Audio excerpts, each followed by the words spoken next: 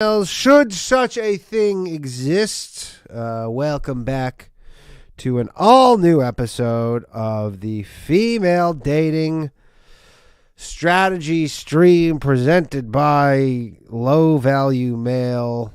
I hope we're all having a lovely Sunday.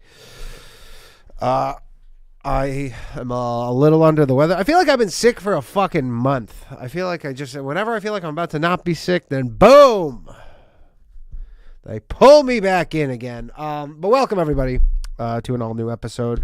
We have episode 57 and 58 of the Female Dating Strategy podcast on deck for today. Slowly but surely, we're catching up. So I appreciate you all joining with me today. By the way, just last week, if you missed the bathhouse, we had to abruptly cancel it. It was, I had a bunch of messages about that. Apologize. The bathhouse, the nature of the show is such that sometimes that's just going to happen. The green room is very small. It was packed full of people. Everybody was partying, and it just would not have been able to do. I didn't want to cancel it, but it's not going to be the first time that's going to happen. So anyways, I apologize for that. Of course, if you want to support the show, you can do so at patreon.com/lowvaluemail or locals, or, just all the places that allow this kind of thing. And then, as always, I'm going to give away a channel membership at 100 likes. Smash that like button. Hit the old like-a-reno. Sorry you always have to listen to me sounding kind of sickly, but that's just how it is. Let's hope it's not going to stay that way. But we are back. We're back. All right. So I don't think I have anything to get out of the way. Let's just get down to it. The last couple episodes were pretty solid. The ones that we have on deck for today, this is the one that we have first up. Can these 36 questions make you fall in love with anyone? Sounds like some pickup artist shit, doesn't it? Kind of does. The second episode, which is episode 58, which could be a skip. We'll leave it up to the people, as always, whether or not we skip. It's about the great slap debate. So this is where we're at, just in case you're wondering. So the next episode is going to be about Will Smith slapping Chris Rock. At 40 years a NEET, NEET, Reflections of a Stay-at-Home Son. Does anybody know what an NEET means? I'm looking it up. Not in education, employment, or training. It's used by the government to describe a young person who is no longer in school, does not have a job, or is not training to do a job somewhere. Okay. We're learning stuff. We learn stuff on this show. This show is not just about listening to these hens clucking away. It's about learning. We learn things. We don't want to learn things. Someone says hello from Asia. It's racist, but hi. All right, we're gonna fire this bad boy up. Again, please just like the stream. There's about 70 of you watching. Only 27 likes. If you want to be able to use those fun little emojis that they have kicking around, that you see people using, like the hen or Al Bundy's face, you can win access to that.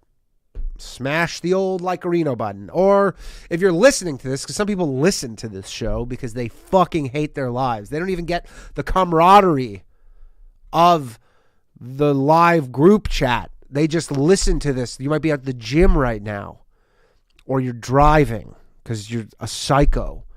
But again, just, leave a review, all that stuff. It helps. It does. Okay. Enough clucking of my own. Let's get down to it. Episode 57 of the Female Dating Strategy podcast. Can these 36 questions make you fall in love with anybody? What's up, Queens? What's up, Queens? Welcome to the Female Dating Strategy podcast, the meanest female-only podcast on the internet. I'm Ro. I'm Savannah. And as always, we're on 1 1/4 speed. It's weird. Different weeks, it sounds faster. Sometimes, this now sounds like 1.5 speed to me, but it's 1 1/4 speed. Let me just confirm that. Yeah, it is.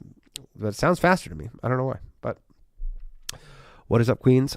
Let's get to it. And I'm Lilith. All right, so today we're going to discuss an article that we came across in The Guardian It was originally published in the New York Times, actually. Sorry. Was it? Yeah. So we're pulling it from The Guardian because it's not behind a paywall. So, Oh.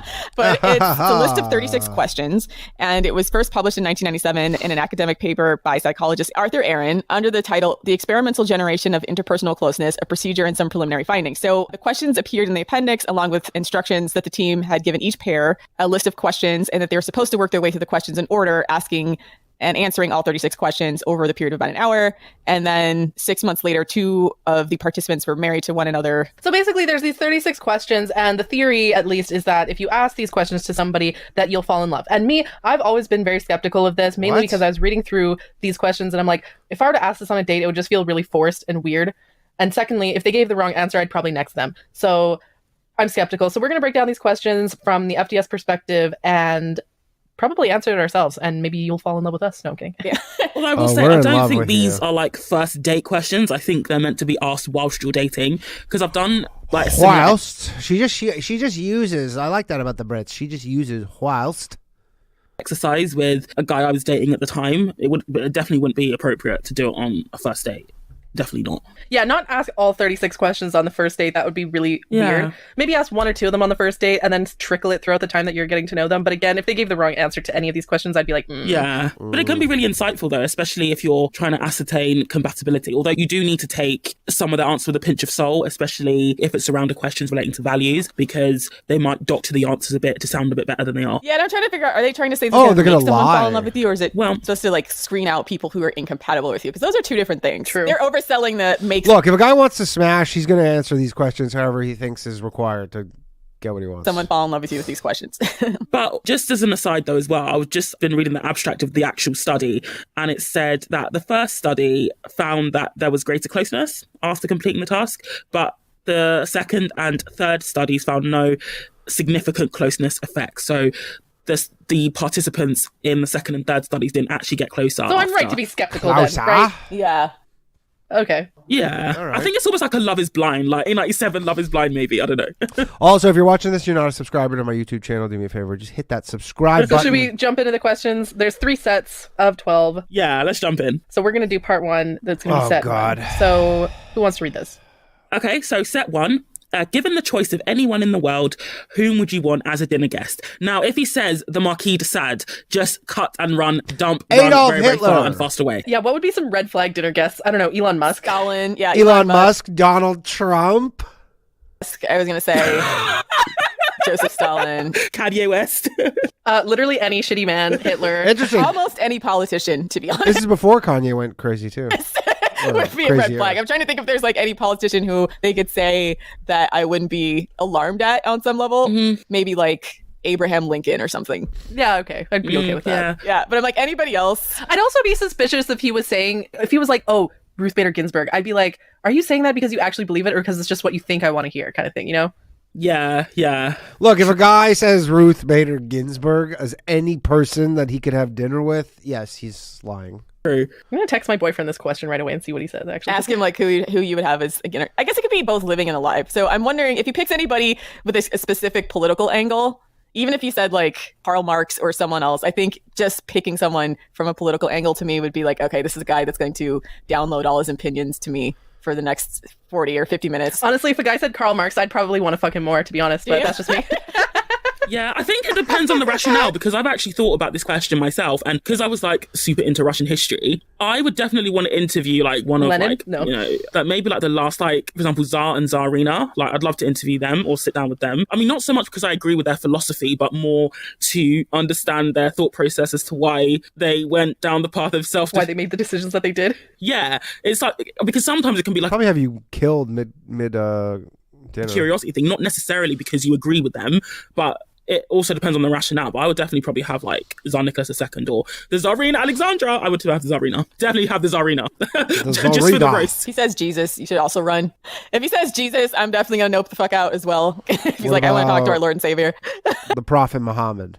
Okay, should we each answer like our actual answer? So Savannah answered her question. I would say Queen Elizabeth I, Eleanor of Aquitaine, Catherine the Great, Queen Nzinga of Ndongo and Matamba. I don't know, literally any base queen of history. I feel like I would pick someone who is very, very good at The Queen's picking queens, all right, that's on brand. investing and then like retroactively try to make myself rich, right? Like, that's the only thing I can think of myself doing. Like, because I'm like, I guess with the internet, you can pretty much look up everything you ever really wanted to know about most people. But right? no, it's more about the discussion, the conversation, right? Like, who do I want to have a discussion with? I'd want to talk to the based queens of history because I want to know their strategy. I want to know how they did what they did and why, so that I can be more like them. You know, Yeah. a lot of history is actually very misogynistic and leaves out women, right? History is a lot very of these women, they never got misogynistic. their actual perspective out there, or their perspective is only written about from outsider perspective. I'd like to like really pick their brain. You know what I mean? Yeah, I guess if there's some kind of art History is very troubling. or that you read that was really influential, then I could see wanting to talk to that person. J.K. Rowling.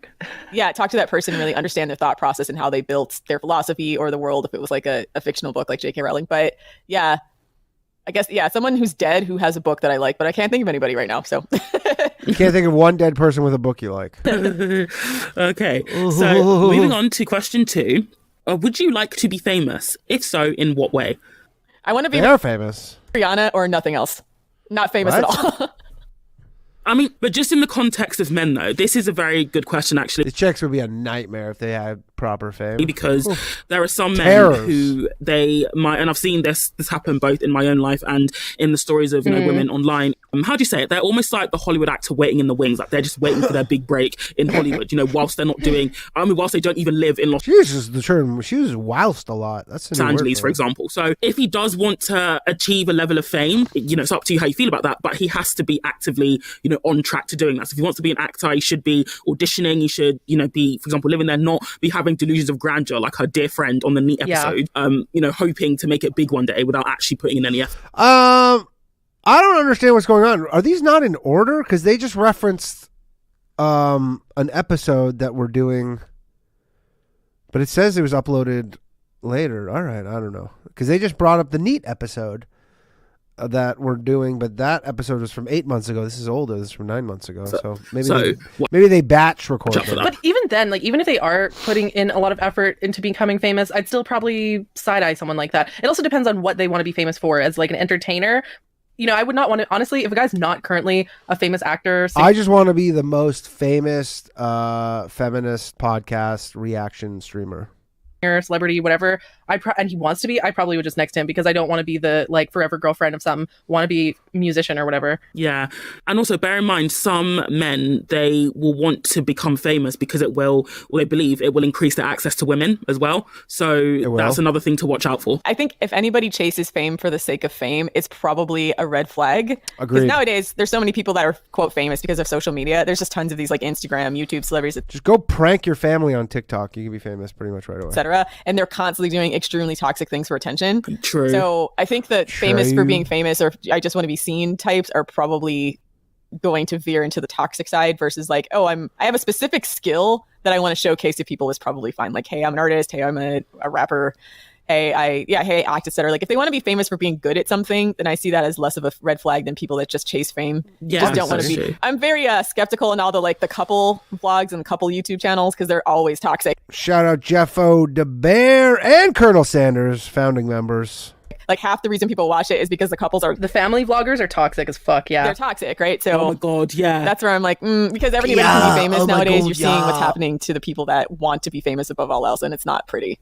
Yeah, I guess it depends what they want to be famous for. Like, so if I was on a date with a guy who's like an engineer or something, and he's like, I want to be a really famous engineer. I want to like come up with a really unique. Name the most famous engineer. I don't know if I can name one engineer. Design for something and be known for that. I think that's more okay. Or say you go on a date with someone who's an architect and he's like, I want to be like Eric Anderson. I want to be a famous architect kind of thing. That's good. I think that's good to be ambitious and to want to be like the best of your industry, right? But again, yeah, if it was someone like, I want to be famous for the sake of being famous, or I want to become like a meme or something, I don't know. That just seems kind of useless. Like, I don't know. I'd be suspicious of that. Yeah, agreed. Yeah. But for me personally, I don't know. My views on fame, like if I were to answer that question, I used to want to be famous, but like, I don't know, and especially with the podcast and everything, and like again, I'm like not. I mean, especially with all the crazy shit you say online, you not only can you not be famous, you can't even just give your real name. Even close to being a celebrity at all. I'm like not even a B-list or You are to us. D-list celebrity. I'm like a Z-list celebrity. I have like 3,000 followers on Twitter. But even with that amount, but you have confidence. Thank you.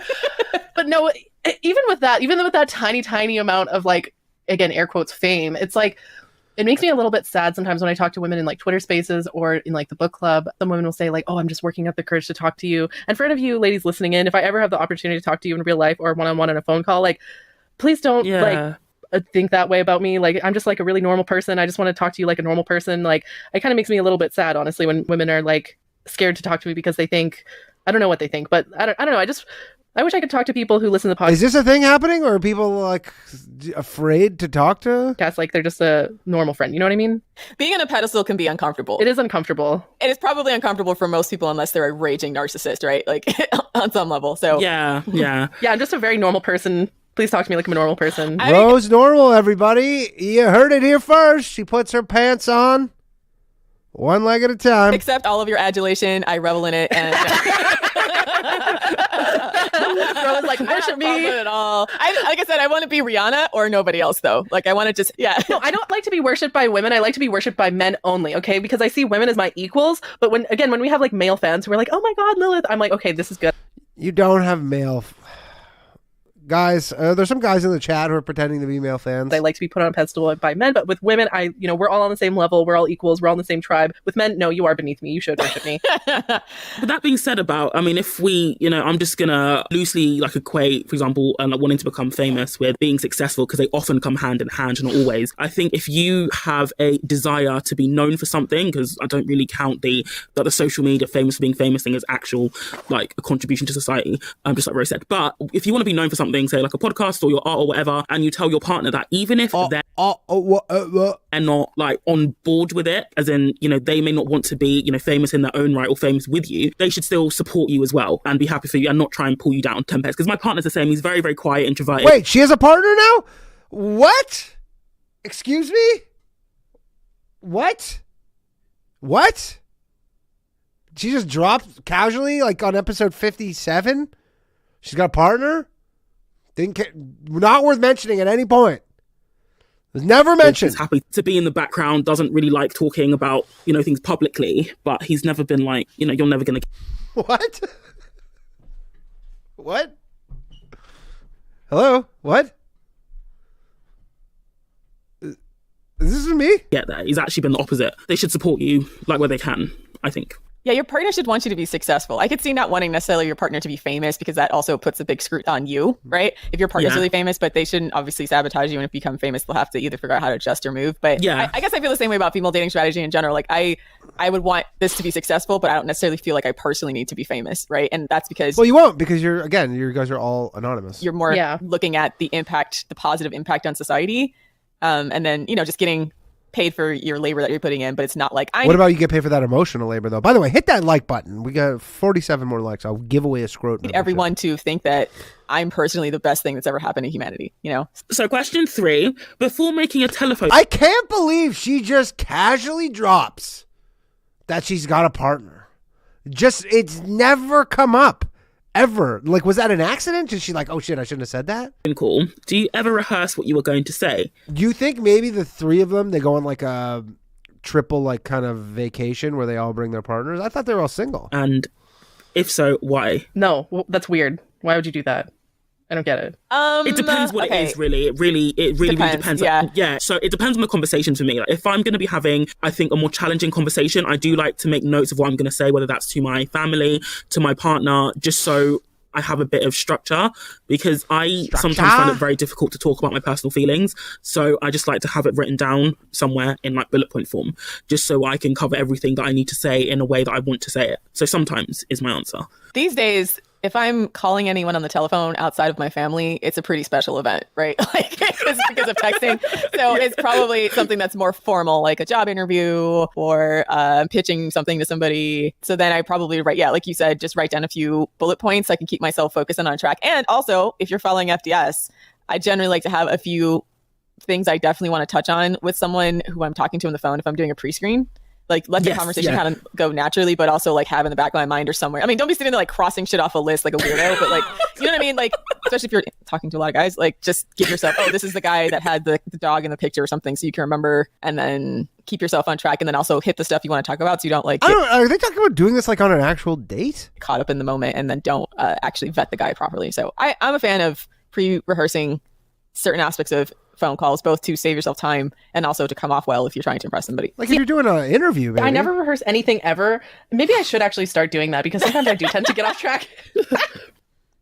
But yeah, no, I'm like, I just like to think on my feet. I like to just let the words flow or whatever. I don't know. I find when I rehearse things in advance, I just sound stilted and stuff. So I just like to kind of, go be improvised and stuff. But if I were to ask a man this question, and I don't know, what would be the correct answer? I can't think of one. Like, I don't even remember what the question is they've been fucking yammering on. I tend to think that if a guy is rehearsing the things that he says, he is going to work on his social skills. There's a person who's put an effort on his social skills. So I think that's a green flag. Yeah, and also this is also the reason why, generally speaking, being face-to-face or talking on the phone is better than texting, because, when you're texting, you have time to think about what you're going to say, whereas natural conversations are more organic and they flow better. And, like Lila said, I would be worried that if he comes across as too rehearsed, it's almost like, I might be thinking, like, did he, like, buy, like, a load of pickup lines from the Red Pill? Is this a pickup artist thing?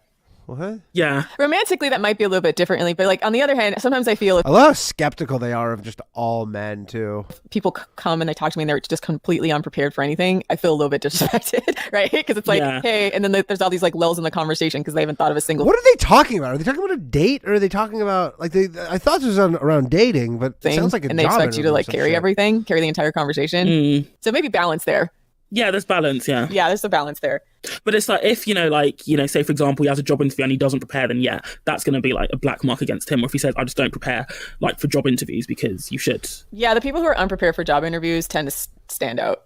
And it depends what the preparation is, though. Okay, yeah. So like, is it like researching about the company? Is it like, practicing, doing role plays so that you're practicing the questions that they might ask, that kind of stuff? That's like, I see that as like, good. When I say people don't even remember the things that are on their own resume. Okay, yeah, that's what I'm talking about. Lying, right? Like doing, 5 to 10 minutes to remember what you submitted would be the sign of like you being a socially responsible person. If you have to do that, it means you lied on your resume, right? I mean, maybe not. Like maybe they just, case by case basis. Yeah. On that one, yeah. Use your critical thinking skills to evaluate if his answer sounds sus to you or not. Yeah. Yeah. Imagine you listen to this podcast and then you have a job interview at some place and then you go in there and one of them is interviewing you and you're like, where do I know this? Your voice sounds so familiar. If he's like trying to come at you with a hard sale, like a pickup artist or somebody trying to get you to sign up. We need a speed increase? Everybody wants this faster? Really? Oh man, I think it'll be too fast. All right. All right. You guys want for 1.5? A magazine subscription, then abort ship. Yeah. Or abandon ship. Yeah. Abort mission, abandon ship. Yeah. Okay. Question 4. Right. What would constitute I guess that's actually not too bad. a perfect day for you? Ooh. Should we answer it for us personally? I don't know, because there's like a million different answers to the question, I guess. Yeah. So I don't know. Again, this is one of those, like, you'd have to use your critical thinking skills to evaluate if his answer is satisfactory to you or not. But for me personally, perfect day, wake up at noon, get up, have coffee, breakfast, spend a good leisurely time making myself like pancakes or waffles or one of my favorite breakfast foods like that. Go to the gym, pump some iron, hit a few PRs, come back, make lunch or dinner, whatever, however long that time is. At some point during that, probably take my dog out for a long walk, actually, either like before the gym or after the gym. Probably both, actually. Yeah, go for another walk around sunset and just have a leisurely chill day. That's my perfect day. Yeah. Food, gym, dog. There's not a right answer, but there are wrong answers. What would be a wrong answer to you? Roll over in my bed and play World of Warcraft for 12 hours a day. Okay, yeah. Jerk off and play Vidya all day. Yeah, jerking off, eating tendies, playing Vidya is probably a red flag.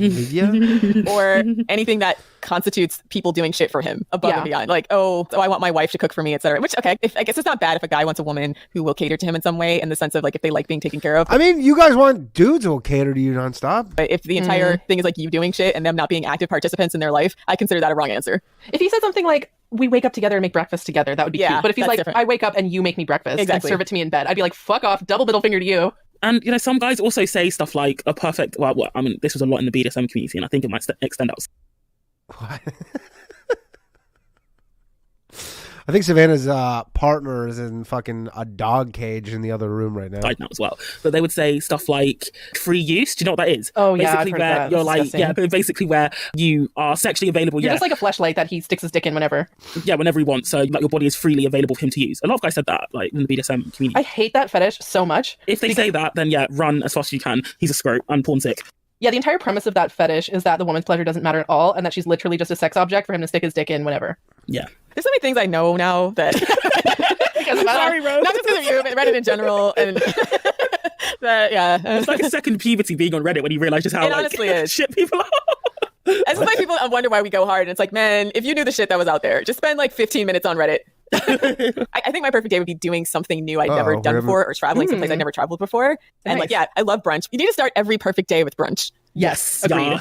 Yes. I think brunch is the perfect meal because it's not quite lunch, not quite breakfast. So you can have protein and fresh fruit, and it doesn't, you have something sweet or savory. All you can eat brunch where you don't have to cook it yourself. That's like, yes. Yeah. And you can get that at a hotel, right? So if you're traveling, you can go to the hotel, have brunch, then go out and sightsee all day. I really love seeing like historical buildings and stuff like that. So to me, a really stimulating day would be going somewhere where I could tour a new city I'd never been before and just like learn about a bunch of new stuff. I'm quite the same. So that also sounds great. Yeah, I sound the same as Ro. I periodically like to just book like a really swanky hotel for myself and then spend the day exploring the city and feeling like an Instagram boss bitch. Man, I feel lame as fuck that my perfect day is surrounded by going to the gym. Now you guys are like worldly ladies who want to travel, and I'm like, no, I just want to go to the gym and some PRs.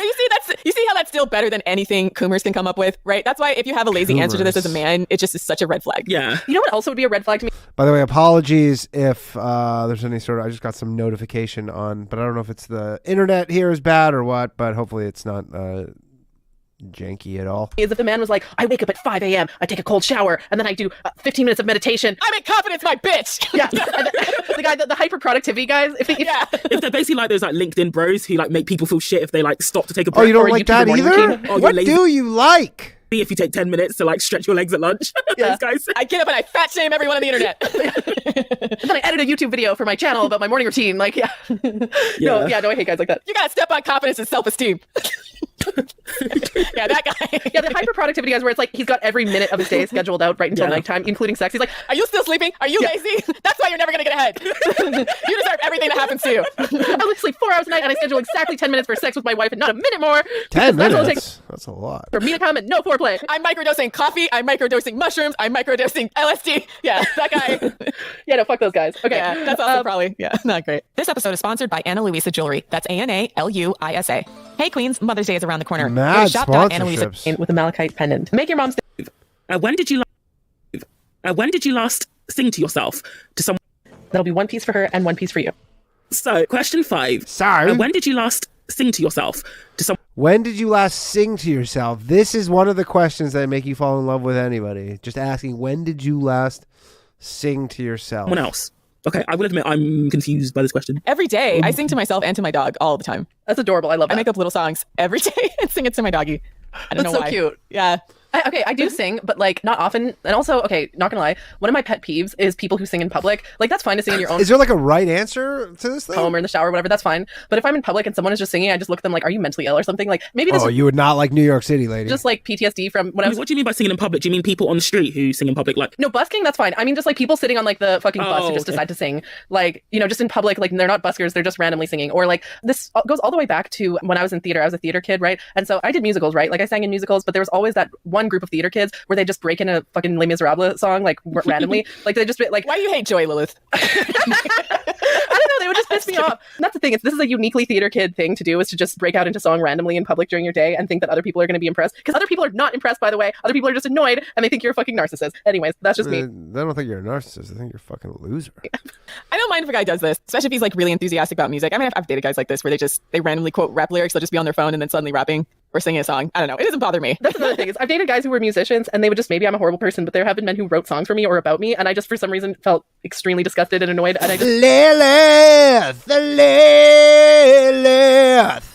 like, I don't hate Joy. It's just like, first This of all, is 1.5 speed, everybody. We're not going faster than this. I don't think my computer can handle most it. of the time their lyrics would be like sexual, so it would be like something, the magic between your thighs or whatever, like that kind of stuff. That kind of gross me out. shut up. That's off-putting for And sure. also would be like way too early in the relationship. So if he did it when we've been dating, in like Mallory, when Sal sang to Mallory, I thought that was kind of cute because it's sort of like funny in a way. But like there have been times where a man sang to me like a really like serious love song, and we've been dating like 2-3 weeks, and I'm like, too much too soon, buddy. Like that's just, I don't know. It feels like they're just trying to create accelerated intimacy or something. Yeah. It just makes me uncomfortable. Feels manipulative. Yeah, it feels emotionally manipulative. But yeah, but maybe I do just hate Joy. No, I'm kidding. No. Singing for a woman is now emotionally manipulative. I think that's fair, because I think there's a difference between like a casual singer, a casual rapper, and then like someone who makes this like a formal thing where it's part of their personality, right? Yeah, they expect you to sit down and like clap for them and stuff. And that's the other thing, is if I don't, I feel like I have to sit there and be like, wow, amazing, Jeremy, what a wonderful song, you're so great. And I don't like that pressure, okay? Yeah. I don't like to feel like I have to give compliments, especially if I feel like they don't deserve it, or if the song was bad and I didn't like it. The other thing is that with these men, if I Do you feel like you deserve unnecessary compliments? I bet you do. didn't have that like over the top positive reaction, if I was like kind of like, thanks. Cool. If I gave like a normal reaction, like one that felt natural to me, they'd blow up. They'd be be like, oh my gosh, you didn't like it, and like yell at me for not being grateful or whatever. And I'm like, I don't like this pressure, okay? So again, I think the whole like not liking people who sing in public or not liking people who sing to me is just like a PTSD thing because of the because of the times in the past. I mean, I'm not gonna lie, I'm falling in love with all three of them right now, listening to their answers to these questions. They're doing it for your enjoyment. They're doing it for validation. So it's manipulative. Yeah. Or for themselves, yeah, exactly. So that's why I don't like it. And yeah, the theater kids, they sing in public because they want people to be like, wow, oh my god, you're such a good singer. Like, even why if aren't you famous already? Oh my god, yeah, right. Like, I just want to like ignore you and just listen to fucking music on my headphones on Spotify.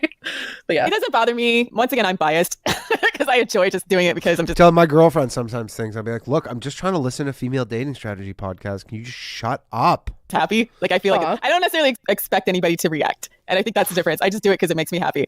But that's cute, actually. I'd probably be chill with that, especially if people are singing to their dogs. Actually, I think that's adorable. I've had to not do it outside because I forgot, like, oh, I'm outside the house. You can't be singing these goofy songs to your dog. And like, that's so that's cute. I've never forgotten. Like, that's weird. That's awkward for people. I mean, what's the point of having a dog if you don't sing goofy songs to them? Answer it. I don't know. Like, if you were to be like, yes, I sang yesterday for my other girlfriend that I'm dating right now, obviously red flag. Or if a guy, I guess the question is, when did you last sing to yourself or to someone else? Yesterday, I was doing Beyonce. Yeah, you're off topic. That wasn't the question. With my dog, and I was like, I be getting too much puppy. Yeah, everybody mad. That's so cute. Talking from the block, and I was doing a little dance because that's what I do. Your dog's probably looking at you like, what the fuck? This is my human who chose me. Everybody mad. Yeah. Oh, that's cute though. Here's a red flag, actually. Men who say they don't like music. That's always a red flag. There are men out there who are like, oh, I don't like Jeff music. Jeff Bezos doesn't like music. I think anyone who says that is a sociopath. Yeah, exactly. Like, I like love listening. Jeff Bezos. Red flag Bezos. I'm sure they use Amazon every day. Like when it's like professionally produced, like, you know, like an actual song kind of thing. Acapella just doesn't do anything for me. That's just, I don't know why I'm like that. Sorry, I hate Pitch Perfect. Don't hate me. Don't come at me. There are good acapella groups and then cheesy ones, but there are good ones. Like I was corny. I don't know. Really. It's just like me. It depends. But no, Jeff Bezos doesn't like music, and he realized that it made people look at him like he was a sociopath. So he rehearsed a list of bands and songs that he likes just so he wouldn't appear like a weirdo. But he's come out and said he doesn't like music. And you probably shouldn't have told them that part though, because then you just seem even weirder. Well, that's strange. Yeah, so I think it's a red flag if a man is too into music or hates music. I like a guy that's sort of in the middle. I'm just waiting for them to call Jeff Bezos a scrote. Please, for the love of God. You know, like a normal person. Has a few bands that they like that they listen to. Yeah, that's fine. Yeah. Yes. Anyways. Okay, so question 6. Okay. So if you were able to live to the age of 90 and retain either the mind or body of a 30-year-old for the last 60 years of your life, which would you want? Oh, body. Yeah. 100% body. Hell yeah. I'd want to stay healthy. And what does it mean, mind of a 30-year-old? Do I want to say immature for the rest of my life? No. The point of growing old is that you learn things and you become wise. Like, I would love to be a 90-year-old. Why the fuck would you want a mind of a 30-year-old and a body of a 90-year-old? But the body of a 30-year-old, but like a super wise person. And when they mean mind, do they mean memories, or they just mean like you said, wisdom? I'm guessing like the sharpness of like, because obviously by the time you're 90, your mind also starts to decline. I don't know about this one actually, because I'm not against aging. I actually think it's a privilege that many people don't get to have. So I've never been about this whole, I want to look as young as possible. I think like women as a whole need to reject the narrative that we can't look 30 when we're 30, because, you know, it's a natural, normal, you know, thing to age, in my opinion. So I don't know about that one. Yeah, tell women that. No, I'm thinking of it mostly from the perspective of fitness. It's not even about looks. It's that I want to stay swole well into my old age. True. Okay. I don't like, as you age, you lose muscle mass, you get osteoporosis and stuff like that. I don't want to deal with all of the health problems that are associated with aging. It's not even about aesthetics. It's just about being able-bodied and stuff, right? I don't want the mind of a 30-year-old when I'm 90 though. I think that's part of it for me. I don't know. It's a tough one, but I think I would rather go with mind over body, personally. I've seen a bunch of old, immature people, so I'm like, it's not that uncommon to be physically old and have a young mind or have never matured past a certain point. So I don't know. Yeah, but that's the thing. I don't like those people. I like people who are old and wise. If you're old, be smart, you know? I want to be old and a burden to everyone around me. Just annoying. I'm going to pay for everything in pennies. Pay for a check. I'm going to pay for everything with the most annoying type of tender possible. I'm always going to use self-checkout and be confused by it. Like, I'm going to take forever at self-checkout on purpose. Just to piss people off. Okay. I think a red flag for this, though, would be if he says something along the lines of, you know, I would want to have the body of a 30-year-old so I can attract younger women. That's a definite red flag, because at fucking 90 years old, you should still date your age. Yeah, pretty much for all. Wait, but you have a body of a 30-year-old. Imagine you have the body of a 30-year-old and you're like, I'm only into 90-year-olds. That wouldn't make any sense. All these questions, if they turn into something sexual immediately, that's a red flag. Yeah. Right? If they don't put any thought and it's always something sexual in response to this question or something that's going to boost their sexual, you know, availability or prowess or ability to get women, then bad answer. Yeah. So on to question 7. Do you have a secret hunch about how you will die? I mean, if he says because of my heroin habit, then that's probably a red flag. What kind of question would this be on a date? Do you have a secret hunch about how you're going to die? Death by cop. I'm actually... No, go ahead. I think I'm going to die alone in the gutter Suicide with a needle in by my arm, cop. then yeah. We're gonna have to demonetize this on YouTube because I made too many drug references this episode. I don't know. I don't have a secret hunch. I don't know. I do think it would be not a green flag, but I think it's a positive thing if he's able to talk about death in a mature way. Because I'm actually kind of a morbid person. Like, I read autopsy reports in my Savannah's morbid person, you say? Morbid Lee? spare time. I watch mortuary videos on YouTube because I just don't know why people are so scared of death, because it's going to happen to everyone, right? So if they get very, I don't know, I think you have to have a mature approach to it. So if you can speak about it in a matter-of-fact way, then I think I would like that. I'm like, hopefully of old age. Yeah. Hopefully of old age, if you're lucky. Yeah. Honestly, like most of the guys that I date, they say like, oh, I'd probably die in like a motorcycle accident or doing something really like dangerous or something. You're so I consider that cool. maybe less of a red flag, to be honest, because that's Lilith, you're so cool. You're only dating guys who die on motorcycles. honest and maybe realistic, because a lot of men do die from doing stupid dangerous shit, and I'm not the kind of person to be like, no, don't do that, because I do stupid dangerous shit. But anyways, but that's another conversation. Question 8.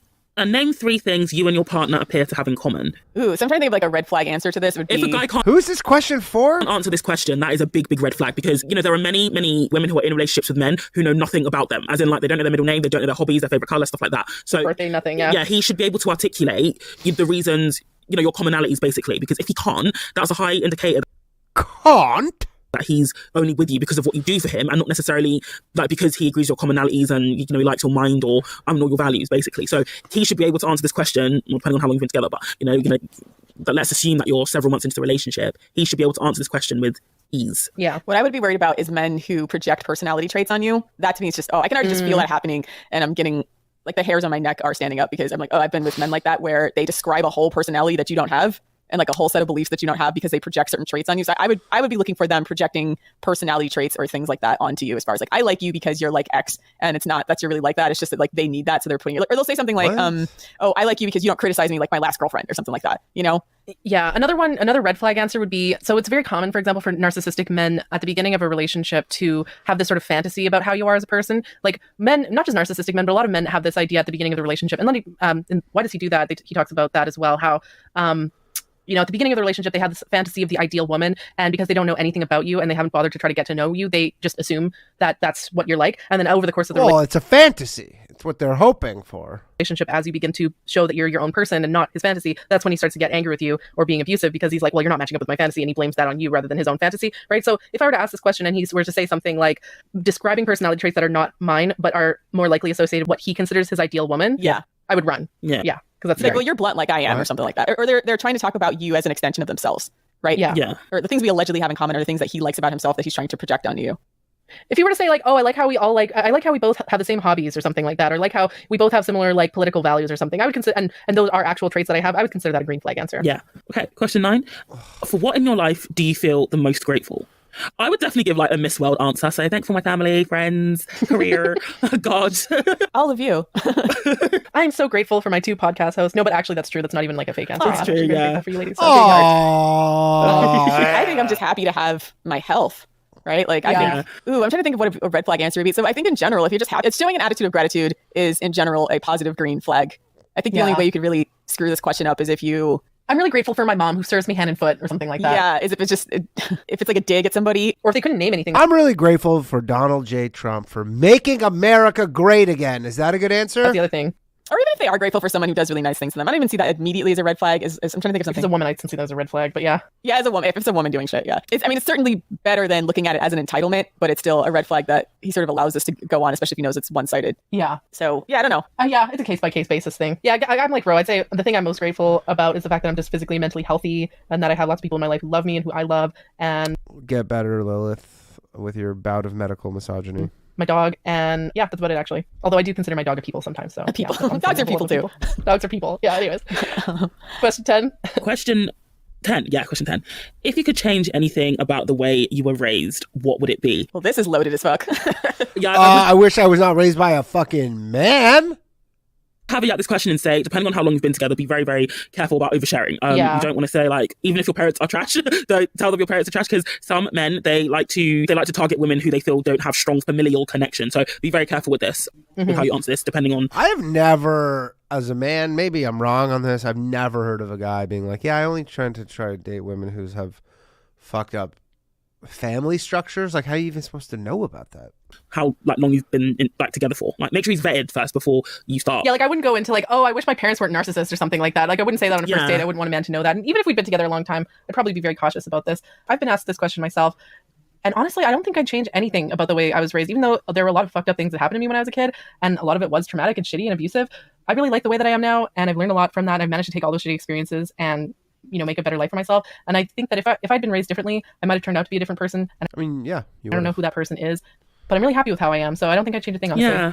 I think that's a good answer. I think that's a good high value answer for people that come from difficult backgrounds, because I've met real high value answer. I know a lot of great men who's had very humble and traumatic beginnings, and what has made the massive difference in them becoming high value, whereas a lot of men use as a perpetual excuse, is the lessons they took away from it and the amount of responsibility they took over their own life. So I don't necessarily think this is I don't necessarily think that even if 15 likes, everybody, 15 more likes, I'll give away a channel membership. Let's get they divulge any type of trauma or anything like that, that it's necessarily bad. And I don't necessarily think you should automatically judge everybody by how their parents are, especially if they're aware that they come from a fucked up circumstance. But how he answers that's going to change. That's going to determine whether it's a red flag or green flag. If he's still blaming his parents for everything that's ever happened to him and he's like 35, that's not good. But a guy that's like, man, this happened, it really made me feel this way. I dedicated my life to building a better family for myself or whatever else, and these are lessons I took away, and this is how I'm building my future forward, then I think that's fine. I think that's actually a massive green flag, because you can see that this is a person who's taken away lessons and is willing to work on himself and has worked on himself. Also, I'm really proud of the fact that, you know, women send me DMs on Twitter, on Reddit. Is this just this whole episode is just what, them patting themselves on the fucking back? What does this have to do with dating? Saying like, oh, I really relate to what you said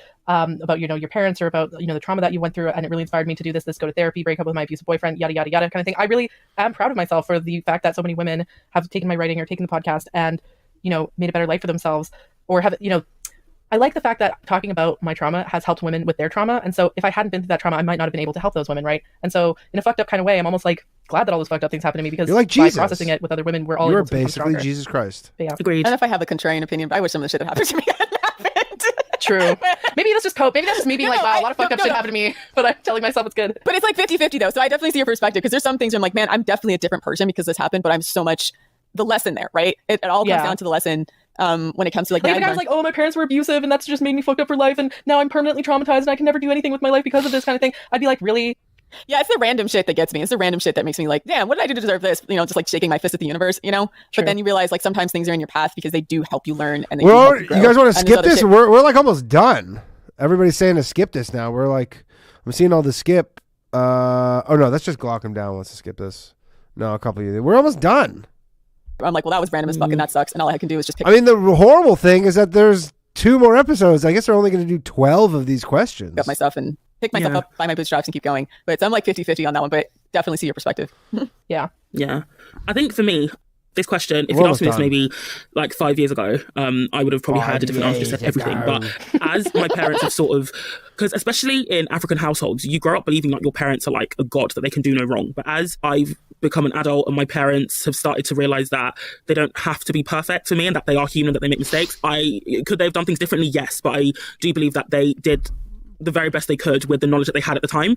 And, you know, I extend that grace to myself when I mess up. So why wouldn't I extend it to them? Was my childhood perfect? Absolutely not. And they, in hindsight, they could have done, you know, things a lot better, but they still did the best they could, I think. Well, your parents are the global standard. It's actually really, really unusual. You know what I mean? Like, 'cause my parents are like that too, but it's like, I think it's actually really unusual to have. I am not telling them that ever. It seems mostly a Western white phenomenon, to have parents that more or less treat you as your own person, first of all, not like an immediate extension and reflection of them. I don't know how to say it. I don't know how to like describe it, but like different from like, like your parents aren't infallible. Like there's not instilling that like authority is automatically to be respected, or that your parents are infallible. So it's not as authoritarian in Western culture, like modern Western culture, as it is in other parts of the world, which is a standard, is pretty authoritarian. Yeah, exactly. So, 11, take 4 minutes and tell your partner your life story in as much detail as possible.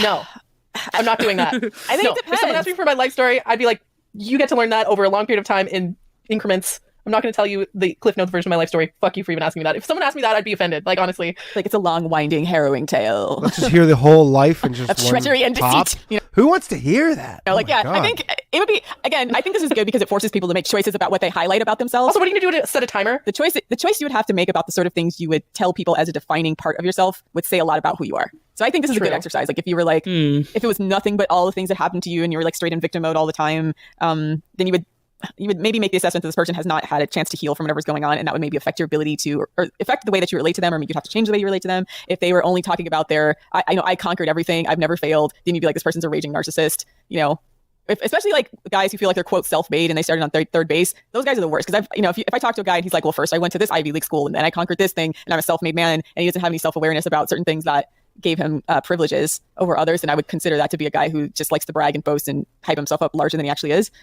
I don't know. I feel like a good answer in a guy would be just like a sort of normal, like, well, I was raised in this town and my parents raised me to be this way, and then I went to this school and I studied this, and then I started this job at here, and then we did this and this and this, and then blah blah blah blah. That would I would consider a pretty green flag answer, just like listing the events of the story. But if a guy was like, first of all, like, maybe the reason why I have my back up so much about this question is because if I told the actual truth of what happened, it would be like way oversharing, like a lot of information that I'd rather just keep to myself, kind of thing. Yeah. And so I don't like to be put in a situation where I feel like I have to lie, or like lie by omission. And so, in order for me to tell that story, I'd have to like leave out a lot of things that I feel are important. Just don't ask on a fucking date. What kind of question is this for a date? Right? So I just look at it like you're giving them the director's cut of your life. Yeah. Right? So I don't think it's bad.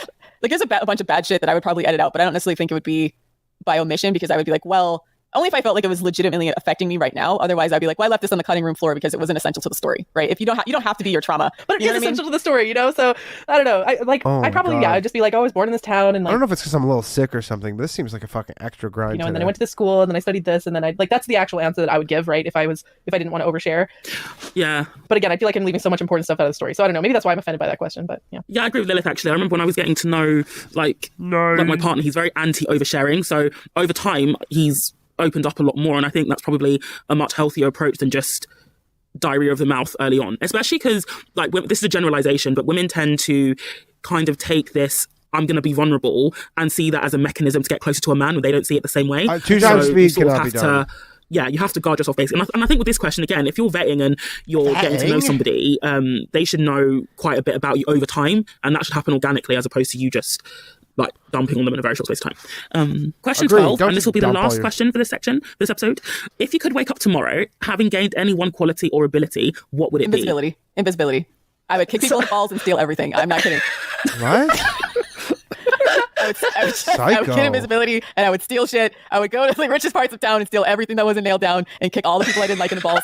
And I don't know why God hasn't given me this power yet, because it would just make me so happy. You know what's funny though? If you ask men and women what they would do with invisibility, men, I mean, they might not say this, but they definitely be thinking like, oh, I'd go into women's locker rooms and watch them naked or something. Like, men would almost always use it for something sexual. Women would almost always use it for like, oh, I want to walk down. That's like really funny that that's what they think of guys. Like, that's all they would do with it is go, we're going to women's locker rooms. Let me tell you about women's locker rooms. They're full of gross chicks all the time, okay? Guys would not do that. They would be like, oh, yeah, I don't want to do that. They'd be doing way cooler shit. Way cooler stuff. Go to Fort Knox. On the street without being catcalled, or I want to steal something. Yeah. I love the mental image. Definitely pro stealing shit. I love the mental image of bro like walking down the street, or just like finding someone she doesn't like, kicking them in the balls, and them just being like, like I'm going to. I would commit so much crime. Bro, our criminal mastermind. Criminal mastermind. I'd be sneaking in a bank vault. It would just be everything. Yeah. I would like the ability to pick things up really quickly. Like anything I wanted to do, just pick it up like quickly. Because you know how some people are just like prodigies like that.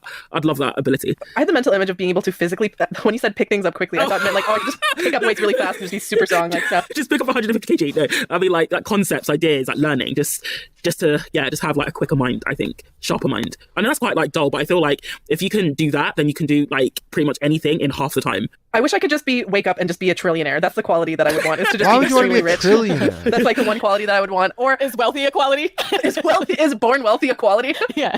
I think yes. But that's only if I had to answer of like non-superhuman. Like my first question is like, in this question, can I say like superpowers or like supernatural things like Rose invisibility? Why does this have to do with dating? Something like real. I've thought about this for years, by the way.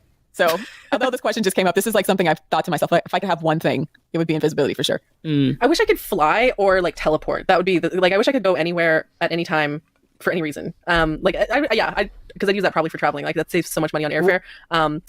Another good one would be fucking stupid. That's you want to, or you could have a thing that gets you so much money that you could afford airfare. I could read people's minds, although I don't really need that as much. I'm pretty good at reading people just based on their facial expressions and body language. Another good one would be like telekinesis, like being able to make control objects around. Shout out to Steve Fisher, thanks dog. You that kind of thing. Those are some other good qualities. But yeah, I don't know what. See, if you're invisible, you can just like be invisible and pick that shit up, right? And then no one would know. I feel like telekinesis, like you'd have to always do it privately. You could be invisible and you could sneak on a flight. because then people would suspect. I want Where do you want to go?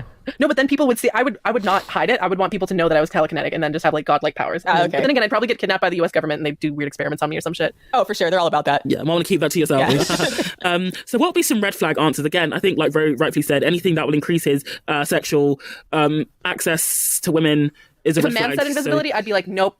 Imagine you're on a date with one of these chicks and you're just having some drinks. You go, well, if you could have any superpower, what would you do? And he's like, I don't know. I guess being invisible would be cool. And she goes, what? Check, please. I'm like, okay, that's hilarious to me, so I'm cool with that. Yeah, if he wants to steal, I think I'd be like, all right then. Bonnie and Clyde. Yeah, very important though. I would want, if he were to say that, I'd be like, yeah, like what Rose said, I'd go to the richest neighborhood and steal anything that wasn't everything. nailed down. Because again, fuck the rich. I would want to steal all of their shit. I wouldn't want You want someone to who would be like, rich.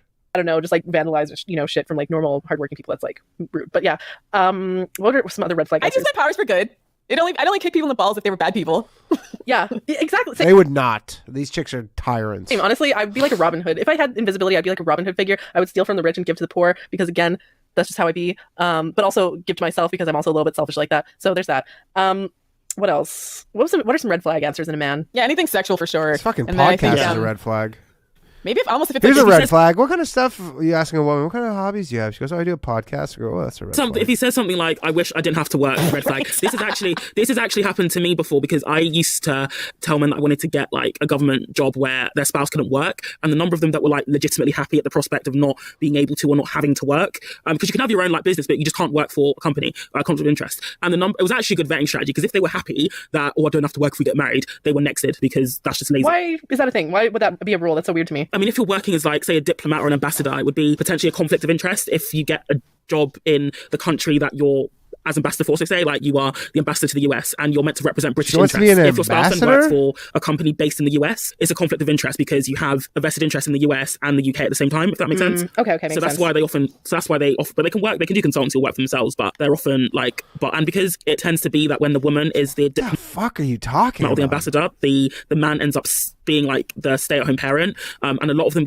it's not like the opposite of main character syndrome, but they feel somehow about it because they feel very sidelined because obviously she's the important figure and he's just like her plus one. So this is way off track, but I came across a guy who was basically wrote a whole blog complaining about how he stays at home and is not important whilst his wife is. See, I would see it as a green flag if the man was like, oh, if you want to be a high-powered woman and I just stay at home and support you and raise the kids, as long as he's the kind who actually would do a good job raising kids and not just be a useless scrote who jerks off all day and plays video. Well, he would be a useless scrote because he's a man. Or as a green flag if the man wanted to support my career, but yeah. Well, he wants to be actively raising the kids, but if we don't have kids, he's getting a job like side hustle or something. Like he's not just gonna. Mostly because idle men are just useless and kind of low-key dangerous to society. But neat. Yeah. Neat. I think that should actually be like an alarm. Like you should be able to press like if they're saying bullshit. That sound effect. Yeah. Oh. Someone turn that into a TikTok sound. We need to embarrass these fuckers honestly into actually doing something. So, yeah. But yeah, that's the first section done. We'll cover the remaining 24 in future episodes. But yeah, let us know what you think of these questions. Have you asked similar questions to a partner or an ex-partner? Yeah, let us know your thoughts in the comments. And that's the show. Check out our website. I've never wanted to roast a scrote so badly in my life. All right, that was episode 57 of the Female Dating Strategy Podcast. It's almost like it's getting harder. It seems like it's getting harder. That was like I have a headache actually. I think I feel like I have a headache. I don't know if it's because I'm a little under the weather here or what, but not good. Okay, episode 58 of the Female Dating Strategy Podcast. Up next, I guess everybody wants it on 1.5 speed. The great SlapGate debate: is male violence ever the answer? We're going to listen to this on 1.5 speed. I'm going to put up a poll to see if you want to skip this. If we want to skip it, put it up for a little bit. And if you want to skip it, you all can decide. What's up, queens? Welcome to the Female Dating Strategy Podcast, the meanest female-only podcast on the internet. I'm Ro. And I'm Savannah. And I'm Lilith. All right, today we're going to cover that subject that everyone's been covering. again. I think everyone's bored of it at this point. By the time this episode gets released, it's going to be like 2 weeks after it happened. But the Will Smith slap. We're debating the Will Smith slap. I'm hoping there's still drama involved. SlapGate. Yeah. Honestly, I feel like this is going to go down in Oscars history. And so I feel like it's sort of going to be a timeless classic. At least I hope so. Basically, I wanted to talk about this because I noticed that me and Savannah had very, very different opinions on this. So this is going to be the Will Smith smackdown. So, did you want to cover the history? Because, to be honest, I've never listened to Chris Rock or Will Smith or Jada.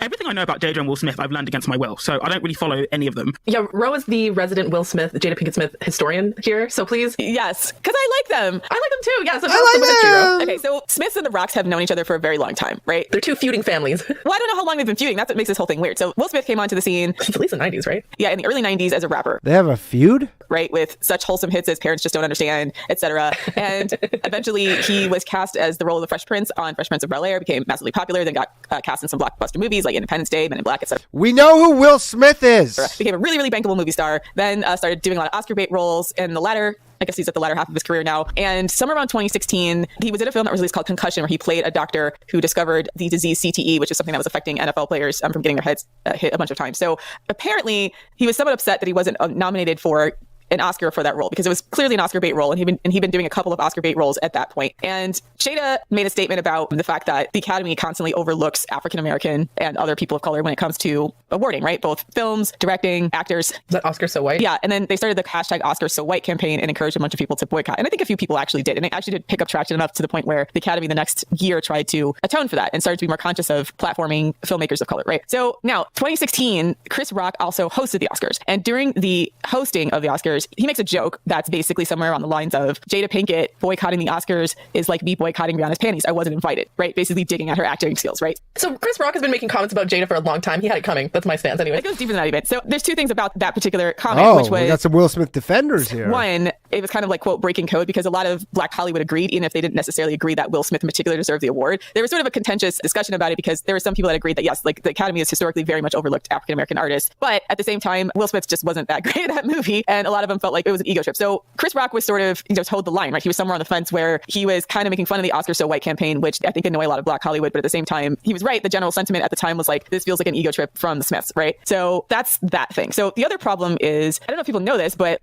tell us about the Tupac love triangle. Okay, so there's a Tupac love triangle is actually tangentially related to this. So it happens to be that Jada Pinkett and Tupac were childhood friends, and they were friends for a very long time up until his death. And he was murdered on the Strip in Las Vegas after Mike Tyson fight sometime in the mid-90s, like very tragically. It was a huge thing in the hip hop world. It's like a history episode. He's kind of become deified in the hip hop world because of his short but tragic life and impact on the hip hop community. Pac was always like looked at as this alpha male type, right? He was very like hyper masculine, pop off whenever. And Will Smith is not, right? Will Smith was like, he's a nice guy. He's a nice guy, exactly. And even then, he was constantly getting like slammed by other hip hop artists for being corny, because he didn't use like the N-word, and he didn't use like swear words in his raps. Yeah, he was quite unique for that. Like he didn't ever swear in his rap, and there were still really good songs. He was a good boy.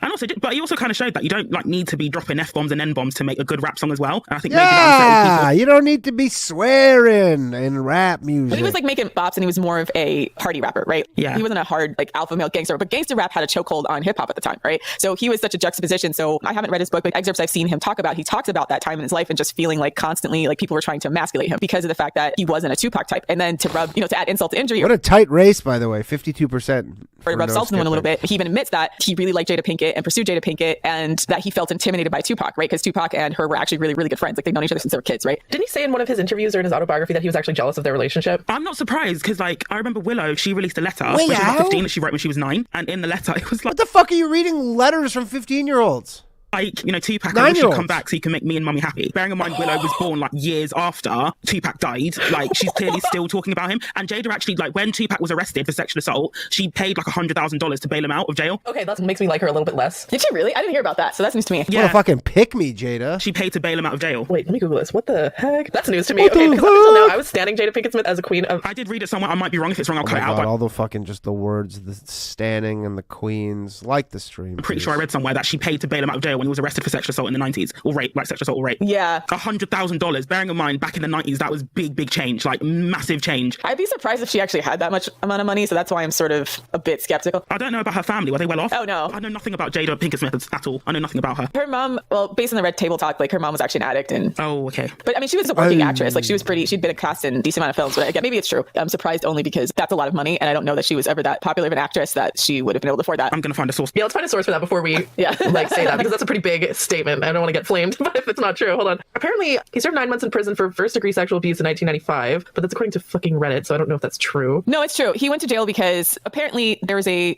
girl that he picked up, I think, from a club or something like that. And apparently a bunch of his bodyguards, either he had sex with her and then a bunch of his bodyguards raped her. Do you want to say that again? Sorry, She says a bunch of his bodyguards gang raped her.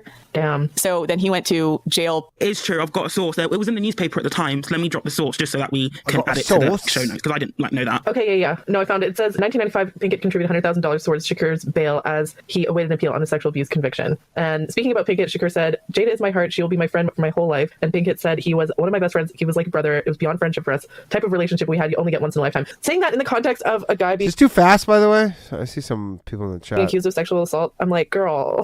They were extremely close. I'm not sure if it was ever romantic, but it seems like the relationship that she had with Tupac is a lot, I guess, stronger and closer than the one she has with Will. Yeah. Because she's like writing poems, like Willow's talking about Tupac. Tupac was writing poems about her. She was like his muse and stuff. I'm like, damn, okay. Yeah, so it was a deep relationship, even if that doesn't mean it was romantic. But yeah, it was like definitely. What does this have to do with Chris Rock getting slapped by Will Smith? What does this have to do with that? A deep thing for both of them, I guess. Here's an excerpt from Will Smith's memoir. So Will Smith admits to being tortured by their connection. So Will Smith opened up about the early stages of his relationship with Jada Pinkett Smith in his new memoir, Will, and how Tupac Shakur left him feeling very insecure, explaining that Jada and a late rapper were high school friends who both fought their way from under the weight of abuse and neglect to become the household names they are today. Smith revealed how their close bond left him feeling a certain kind of way when they started dating. Though they were never intimate, their love for each other is legendary. They defined ride or die, he wrote. In the beginning of our relationship, my mind was tortured by their connection. He was Pac and I was me. Setting up the scene of Will Smith feeling like he wasn't this hyper-masculine gangster rapper type guy that he felt inadequate during this time. So Smith said Shakur had a fearless passion that was intoxicating, a militant morality, and a willingness to fight and die for what he believed is right, and reignited a feeling of inadequacy he first felt when he saw his younger brother Harry stand up to their abusive father. Pac was like Harry. He triggered the perception of myself as a coward, wrote Smith. I hated that I wasn't what he was in the world, and I suffered a raging jealousy. I wanted Jada to look at me like that. As Will and Jada's relationship continued to progress, she became less available to spend with her longtime friends, something Smith said felt like a twisted kind of victory for him. If she chose me over Tupac, there's no way I could be a coward, he added. I've rarely felt more validated. I was in a room with Tupac on multiple occasions, but I never spoke to him. The way Jada loved Pac rendered me incapable of being friends with him. I was too immature. Jada and Tupac met at the Baltimore School of Arts when they were both students. She said in the past they did share a disgusting kiss and decided to keep their relationship platonic. Speaking with Howard Stern in 2017, Jada said she and Pac got into a hardcore fight before his death as she feared for his life was going in a destructive direction. The two weren't speaking when he was killed in September 1996. Will and Jada married the following year. Damn.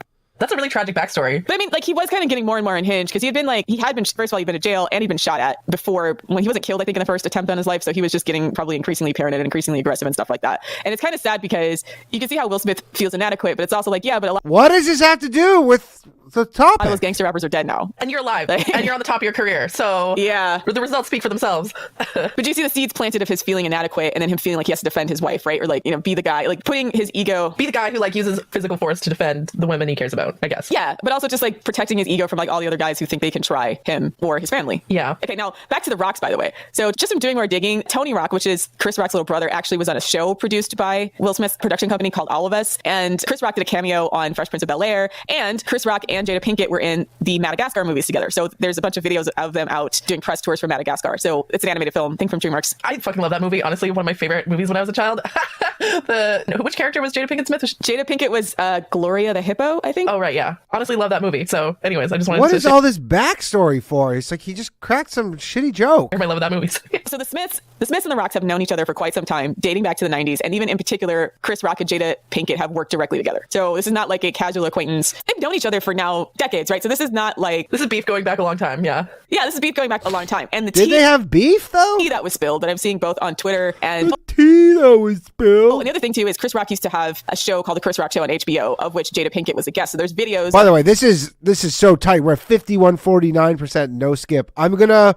Once we hit 100 votes, whatever we're at. Of like him interviewing Jada Pinkett Smith. Again, this is in the 90s. So the Smiths and the Rocks have crossed paths very many times. Chris Rock and Jada Pinkett Smith know each other beyond just like the cursory. And didn't Chris Rock used to be in love with Jada Pinkett Smith as well? That's the tea. That's the tea that I started to spill. That was on Twitter, right? So the tea is that, Jada Pinkett was hot shit back in the 90s, right? She's still hot, but anyways, yeah. Yeah, she's still hot. But like she was in a bunch of like really iconic like black 90s movies like Set It Off and Jason's Lyric. She was in The Nutty Professor with Eddie Murphy. So she was like a really sought after black actress and kind of like, she was like the Beyonce of the film industry at that point, right? Like like it's not really clear like why and when her career sort of dropped off. I think maybe when she started having like children, perhaps. I don't know. Like since Jada and Willow were born, she's not really been in huge films since then. So I'm not sure if that was the reason behind it. She was in Magic Mike XXL in 2015. Oh, okay. Bad Moms 2016, Girls Trip 2017. So she was in the Madagascar films 2005 to 2012. It looks like she did take a bit of a break in the mid 2000s, probably because she was raising kids and stuff. But and she had a band for a while too. So she had like a metal band. She had a metal band? Oh my god, she's so cool. She did, yeah. Oh my god. Oh, she's such a queen. She's so cool. Okay, sorry. And she was kind of based. There's two reasons that I heard on Twitter, the TF scenes built on Twitter, about why her career might have cooled off. One of them was because she started becoming like very pro Black women's empowerment. So in the mid 90s, there was something called the Million Man March that was organized by, I think, Louis Farrakhan, very, very controversial Nation of Islam leader. Basically, the push was to put African American issues on the forefront of the political agenda. So a lot of Black leaders at that point felt that Washington was just wholly... It was like Black Lives Matter, but of the 90s. Yes, exactly. So there was something that was organized slightly after that called the, I think, Million Woman March. And Jada Pinkett was like a prominent speaker there. Some of the tea on Twitter was that she kind of broke code because she was like putting Black women's issues ahead of Black men and then back... The poll is over. It's been decided. No skip. In the 90s, especially. Okay, based, first of all. Thank you for but voting. back in the 90s, like that was your vote counts. No-go. Okay. That was like pretty much the Like the stream. At 150 likes, I'm going to give away another channel membership. entire Black community would disown you if you like talked about Black women's issues over Black men because they were considered, I guess, the bigger victim. Chris Rock, on the Chris Rock show, there's a video of him basically like teasing her about it. Wow. Fuck this. I didn't like him before, but I hate him even more now. The other rumor is that, to reiterate what Lila said, was that in the 90s, Chris Rock was one of Jada Pinkett's many, many suitors. Because remember, she was in like an Eddie Murphy movie. Eddie Murphy has been a huge, huge comedian for a very long time. So that just puts you on like the top visibility for any type of comedian, really. So great movie, The Nutty Professor. Don't remember much of her in it, though. some of the bad blood between them is because of thwarted romantic interest. Yeah, men act fucking stupid and bitter and will like make constant little needling remarks when you reject them. So again, another point against Chris Rock in my mind. But anyways. There's some discussion from other actors at the time, and I think Tommy Davidson was another prominent Tommy Davidson's coming up now? comedian in the 90s, and he did a movie with Jada Pinkett Smith, and he just did an interview where he said that allegedly in the script they had written in like a kiss or some kind of intimacy in the script unbeknownst to Jada Pinkett Smith, and that the producer said Jada Pinkett was fine with it, but something happened. He didn't really elaborate, and Will Smith got upset and actually confronted him, and they almost fought like in his trailer. So apparently Will Smith almost fought Tommy Davidson? like Will Smith popping What? off because people got fresh with his wife has been a thing that's been going back a while. Is he trying Sounds to like be he's a bit Tupac and controlling. Because Tupac would do that shit. Like, he would absolutely do that shit. Probably with a gun as well. It could be. Why with a gun? He's not a gangster, right? And him and his brother aren't gangsters. They're very like solidly working class Black people, but he didn't grow up in like the abject like hood poverty where not that he didn't know gangsters, but he just wasn't that dude, right? Like he was, and people used to think he was corny. So he probably felt like even then I got to defend my lady against all these like hood dudes, right? Like, because even if you look at because I was thinking back to the Tupac and Biggie feud, and even looking back at Tupac's like lyrics, there was one song he did, the name escapes me, well, it's basically a diss track against Biggie, and it's honestly the meanest song. Yeah, hit him up. Yeah, it's the meanest song It's about so something I think of. Grab your Glocks when you see Tupac. Yeah, call the cops when you see Tupac. Come on, it's a classic. And he literally opens a song with, that's why I fucked your bitch. You fat motherfucker. Get money. And I remember listening to it and thinking like, this is legit like the meanest diss track. Even Eminem couldn't write a meaner diss track than that. Like, this is the meanest song I've heard about anyone. It's a great song though, like the beat is popping, but I was just sitting there thinking, wow, this guy was savage. This guy was absolutely savage. If Biggie wasn't Biggie, See, but I respect that. I mean, if like Biggie wasn't like who he was, like, I'm sure that diss track would have just ended his career. But obviously Biggie could, like, he was also like, like a master on the mic as well. Well, somebody put a hit on him, and he thought it was Bad Boy Records. So he got shot. So that's part of the energy We're learning so much behind that track because he was literally recovering from attempted murder. Yeah, it's the meanest song I've heard though from like anyone about someone else. Wait, so the attempted hit was before recording that track? I think so. He was shot at a few times, and then the last time killed him. So it's completely understandable to me if someone has attempted to murder you multiple times. I think that's like the healthiest way to deal with attempted murder is through art. Honestly, great coping skills. So Bad Boy Records said that it wasn't them. So that was the thing. So then it created this feud between the two. And Right, okay. And to be fair, I partly think that the Biggie Tupac feud, because it was East Coast, West Coast, wasn't it? That was partly played up as well in the media for like... It's like everybody knows this. What does this have to do with ratings and shit? But, so Chris I'm not Rock? really sure how much of it was like genuine bad blood between them. Because I think at one point they were friends, Tupac and Biggie, but I don't know what happened there. But yeah, it sort of went back and forth for a while as well. So yeah, Hit 'Em Up is one of the great all-time diss records. But that's the energy that a lot of the 90s rappers had, right? Which culminated in both Tupac and Biggie being shot and killed. So, and a bunch of other countless rappers that were of lesser names. That's still sad, but... Yeah, it's sad. So, I mean, but that's the thing. So then you have all sad. this going on, and then you have like corny-ass Will Smith, right? Like... Will Smith bopping along. Yeah. Getting G with it. Well, Get Jiggy With It was a fire song. Yeah, it's not a bad song. I mean, but it's just like he was not, wasn't really considered like part of their ilk. He had a lot of bops and he's been popular in the Black community, but he just wasn't that dude. I'm honestly like waiting for the day when I'm just doing this stream and then I go, oh, there's something weird on my ear, and then I just touch my earlobe and there's just blood on my hands, like that scene in Stand By Me. And at a time when gangster rap had a chokehold on like masculinity and what it meant to be black and masculine, he wasn't it. Yeah, I get that. I hear that. That's true. So is that enough background? I think that was all of the things I know. Now that you've gone into the whole background with Will Smith and Chris Rock, do you want to talk about the whole relationship dynamic between Jada Pinkett Smith and the fact that they have an open marriage? I feel like that also plays into this a bit. So Jada Pinkett created this web show called The Red Table Talk. And on The Red Table Talk, they dissect difficult relationship issues, both with celebrities and also Jada Pinkett often has her mother, who they call Gammy, and their two kids, Jaden and Willow, and also I think Trey, which is Will Smith's son from his first marriage. So Will Smith, actually, that's another thing. Will Smith has a son named Trey, which is I think Willard Smith III, they just call him Trey for that, who he had with his first wife, who he divorced and then eventually got married to Jada. So at some point, it didn't come out voluntarily. There was an R&B singer who was fairly popular called August Alsina. And August Alsina was pretty much a BET staple for a while. He was a semi-popular R&B singer who went on some show and then talked about the fact that he had an affair with Jada Pinkett. Now, it was always rumored, but it wasn't really confirmed until he did that interview. And then the Smiths were sort of back into a corner to finally answer questions about their marriage because of the fact that August Alsina actually publicly came out and said that he had an affair with which Jada Pinkett called an entanglement. Right? So that's where like, the whole entanglement vocabulary came from, because Jada Pinkett essentially had sex with him. Now, the ethics around that are really, really fuzzy, because the reason she knows August is because he was Jaden's friend, her oldest son's friend. Okay, that's weird. Yeah. I think he's a few years older than Jaden, but like obviously much younger than her. Okay, that's weird. He was of legal age and everything, but it still is like one really weird to be having sex with your son's friend. And then also... Really? That's crazy, because if Will Smith had sex with a woman of that age, they wouldn't be saying that was weird. They wouldn't be like, oh, that's weird. Would they say that? Would they, oh, that's a weird thing he does?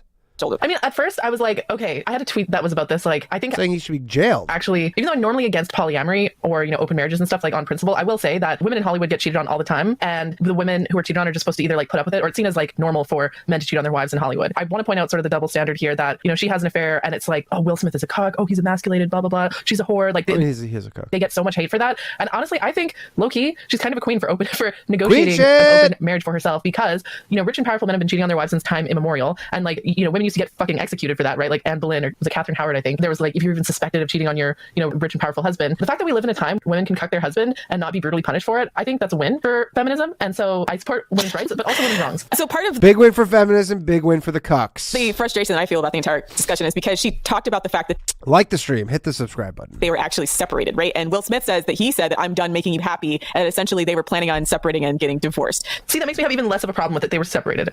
Exactly. And quite frankly, Will Smith, you can see so many red carpet pictures of him really inappropriately flirting with his female co-stars, especially like Eva Mendes and Charlize Theron. And it comes across... Didn't he like admit to cheating on her in the past though? Oh, for sure. Like they said they didn't cheat. They said it's not cheating. They have an open relationship. That they were separated when they were doing other people. This is why these open relationships are just more often than not a complete dumpster fire. Like absolute dumpster fire. I refuse to believe that people who are genuinely happy in a marriage are going to be outside like seeking other people. Yeah. So the consolation was that, okay, they were split up at the time. Now, anybody who Will Smith has messed with has not really come forward. The only reason this entire thing blew up is because August Alsina went on a show and talked about it. Really? And even said Will Smith was fine with it. Kind of a dick move. Don't kiss and tell, bro. Well, I mean, and that's the thing. Like August was kind of, this is where he gets again side at Jada, because like August I think was either he'd been homeless like for a lot of his life and then like also was recovering from drugs or something like that. So Jada kind of said that like she was mentoring him and then things kind of got like sexual somewhere in between there. And I'm like, yeah, that's really, really questionable ethics there. So that's partially why people are giving Jada the side eye. One, it being her son's friend. Sounds like Jada Smith's a bit of a scrote.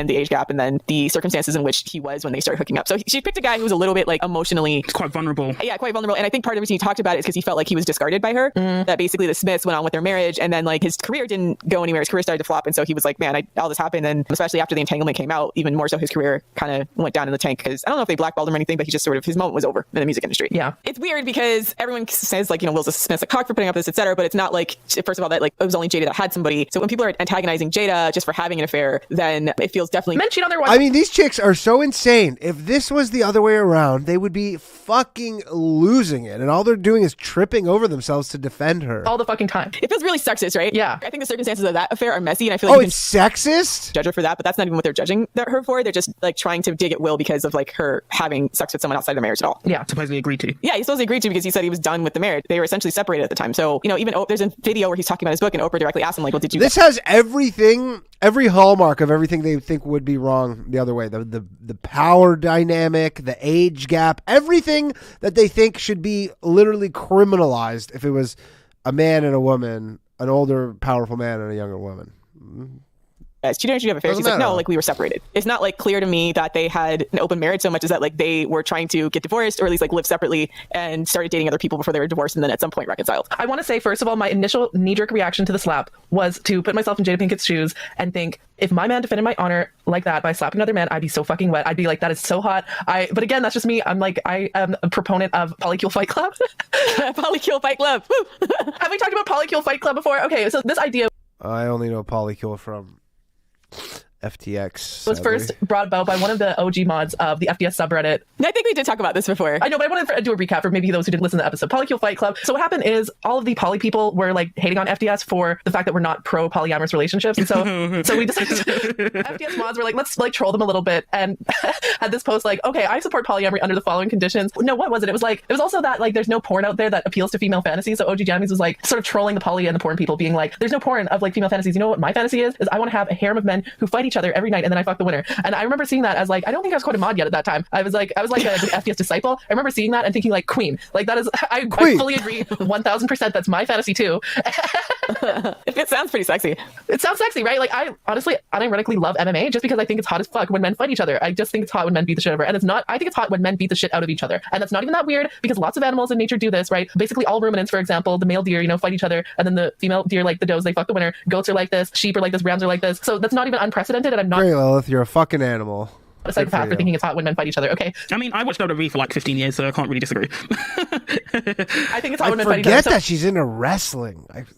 What an oddball Savannah is. Huh? Yeah, I was like, as soon as I saw the Will Smith slap, I was like, man, if that was my man, I would be super into that. I'd fuck him so hard after that because I think that's what men are for, is for fighting other men on behalf of the queen. Like, I think that I unironically see women in relationships as a queen and her man is like her soldier. And she commands him to do things and then he goes out and does her bidding. I think that is like the ideal relationship dynamic. So I was like, nice, good for her. And then all these other people started chiming in being like, oh, violence at the Oscars is unacceptable. And I'm just like, you know what? I need to come up with a whole moral justification to justify my initial reaction of supporting the Will Smith slap. And here we are today. He should have just did it backstage. Yeah. I think it was just the shock of it being during the live broadcast. He should have just like met him backstage. Yeah, do it without any cameras, okay? No witnesses, right? I mean, for me, I came at it from a totally different angle. So I actually found out about the slap from a group of police officers. They were saying, oh my gosh, have you seen this? Because I was just hanging out with them for the day, as you do. And they actually said that if that happened in the UK, like Will Smith would have been arrested. So when people were saying, I guess, non-celebrities were saying, yeah, that's so great. It's just like, well, he would have actually been given a criminal record for that because in the UK... Well, they gave Chris Rock the opportunity to press charges. He declined. I don't know how it is in the US, but they can, and they have successfully prosecuted people without the victim's consent or cooperation if they have, like evidence. So if it's on video that you've assaulted somebody, yeah, they would have arrested him. And I was just thinking, like, I don't want to date a felon. Like, I'm not going to date. And if you want to find out why, just watch our 10 reasons to not date a prisoner. Oh, yeah, Savannah. Savannah's issue with dating Will Smith is that he's a bit of a criminal past. I want to date a felon over something that didn't need to happen. Like, if you want to be pissed off at him, that's fine. But I will be sitting there thinking, you didn't, like,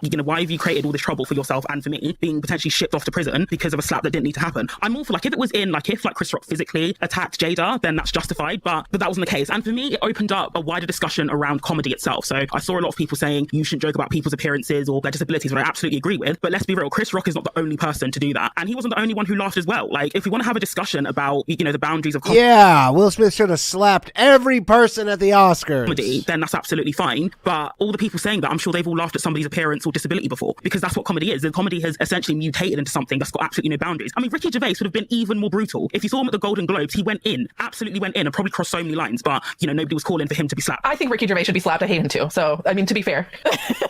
But that's like a wide discussion on comedy. I think if Chris Rock had said it, like, backstage or unprovoked, but... I have a feeling they think I should be slapped. Comedians at these shows, they always tell unfunny jokes trying to rip the piss out of celebrities. Like, he was doing his job at the end of the day, and whilst Jada doesn't have to laugh, she's, well done her right to be offended. But yeah, Will Smith's initial reaction was very weird to me because it looked like, I might be wrong, that he was initially laughing and then saw her reaction and then probably went into teabag mode. Remember teabag? Teabag would fuck him up and then decided to go and do that.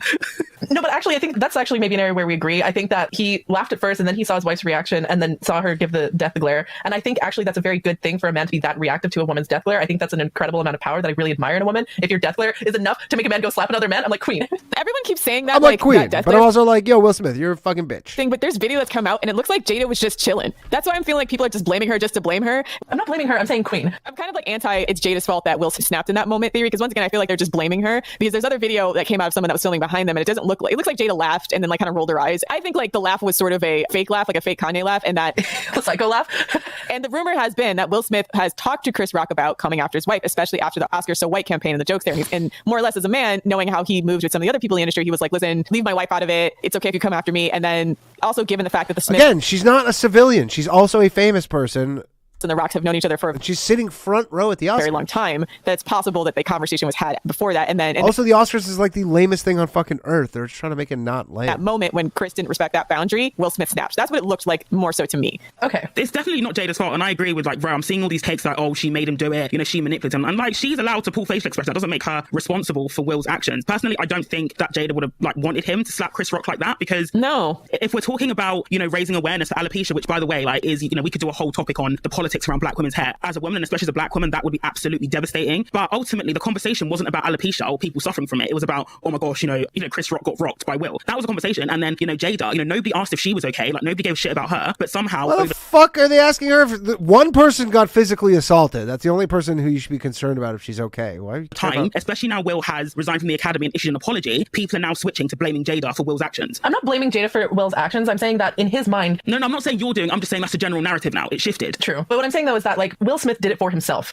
Okay, so he saw her reaction and he's probably like, oh shit, she's gonna like, men do this all the time. Like my boyfriend is like this. Sometimes he'll laugh at something that I don't find funny and then he sees that I didn't laugh and then his face immediately drops and he's like, oh, never mind, I didn't think it was funny kind of thing, right? That's just what men be like, you know? They kind of like are very sensitive. Yeah, if they're fucking gutless losers to women's facial expressions. I think grow a set, guys. That's a good thing. And so he did that basically to like feel like a man is what I think was going on in his mind. And then we can have a conversation around like, oh, you know, he did this to feel like. Come on, 6 more likes and I'll give away a free Scrote channel membership. And like, should we define masculinity as being violent and so on? And like, I think not necessarily, but that being said, I do think that, I don't know, I think I do very much subscribe to the talk shit, get hit moral philosophy, which is that like, I don't know, I find like men, especially men like Chris Rock, where they make a lot of jokes against women. The only thing, like misogynistic men don't give a shit about women's feelings or, you know, if people are saying, oh, she should have stood up for herself or something, you know, that wouldn't have gone down for her very well either, right? So for a lot of misogynistic men, the only thing keeping them in check is fear of consequences from other men. And that's why I'm not totally against the slap. You're a fucking idiot. This is one of the Savannah's earlier point about had. like why wasn't Will Smith arrested? So the United States is one of the most carceral countries in the world, but generally you have to press charges. Well, no, you can't. The state can go ahead and press charges without the victim, but especially in California because the jails are so full, a lot of shit slides unless people actually want to pursue a case. Yeah. So a part of that is because like it's so over policed and the jails are so clogged. So a lot of people always talk about like lax laws in California or lax things on celebrities, and it's not that that's not true, but also California's laws in some respects have started to be really lax because of the fact that they were so carceral at one point that they basically overflowed the prisons and they don't have the bandwidth and capacity to police as heavily as they used to. Sorry, our prisons are full of people with minor drug charges. We can't imprison people for actual assault. It was minor drug charges and they used to have like the 3 strikes law, which is that if you committed 3 felonies, you went to jail for life. Do you think that Will Smith should be imprisoned?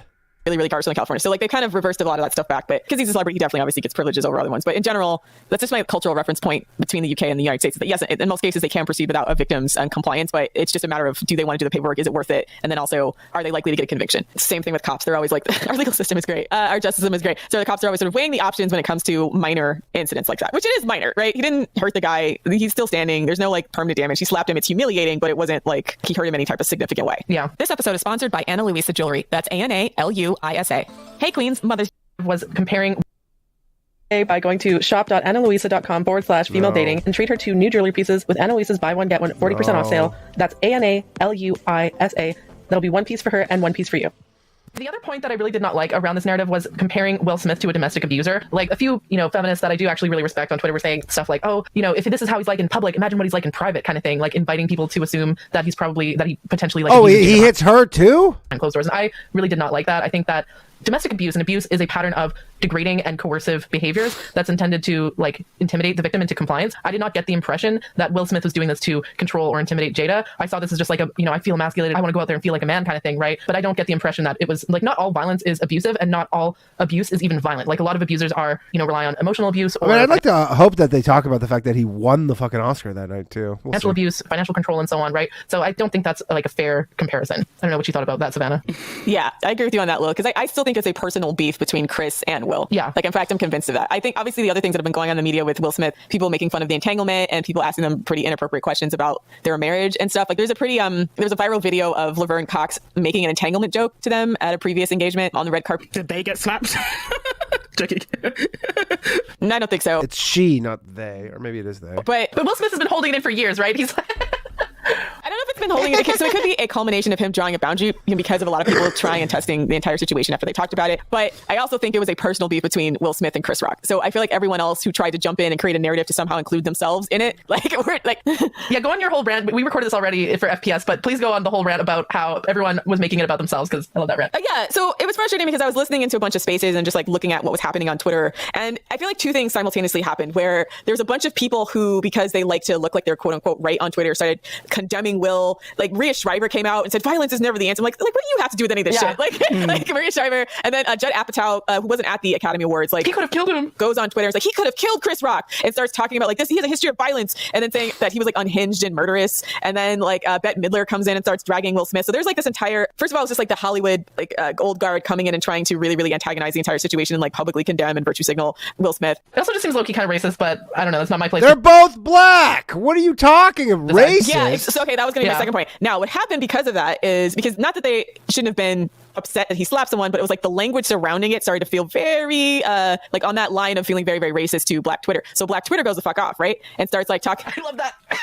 Yeah. I loved every minute of that. But my favorite one was Jim Carrey condemning Will Smith. Like, this was the worst moment at an award show ever kind of thing. And then someone quote retweeted that with a video of him forcibly I mean, it was not the worst moment at an award show. Pretty much every other moment was. It's probably the best. kissing Alicia Silverstone at another awards show and being like, you sexually, with the caption, you sexually assaulted Alicia Silverstone on stage. Yeah, so all the people that were criticizing Will Smith had all of their skeletons dragged out of the closet. Like Zoe Kravitz, for example, made some passive-aggressive comments about it too. And people were calling her a predator because she was apparently hitting on Jaden Smith when he was like 14, which again, gross, weird. Yeah. Okay, you're like 10 years older than him, you're a grown woman. He's a 14-year-old boy. And he wasn't even that hot when he was 14, so that's just fucking weird of you to be hitting on him when he's that young. I don't know. And then Judd Apatow. Why are you commenting on the hotness of a 14-year-old? Also very famously kept hiring James Franco. Is like a mass rapist or like serial rapist. Not even just that, but apparently he assaulted Busy Phillips on set, like actually fought her, and she's talked about this in interviews on a set of one of his movies. Yeah, so me reading like the white Twitter celebrities talking about this, it's like violence is never the answer when a black person uses it. Like that's kind of the like vibe that I kind of got. So, but again, I'm like pro-violence, so maybe that's just why. Like it went from just like, I think it would have been fine if they just sort of condemned it, but it went from like, they're being like hysterical about it. Okay, this is not a good idea. It's like Will Smith's I mean, look, this wasn't like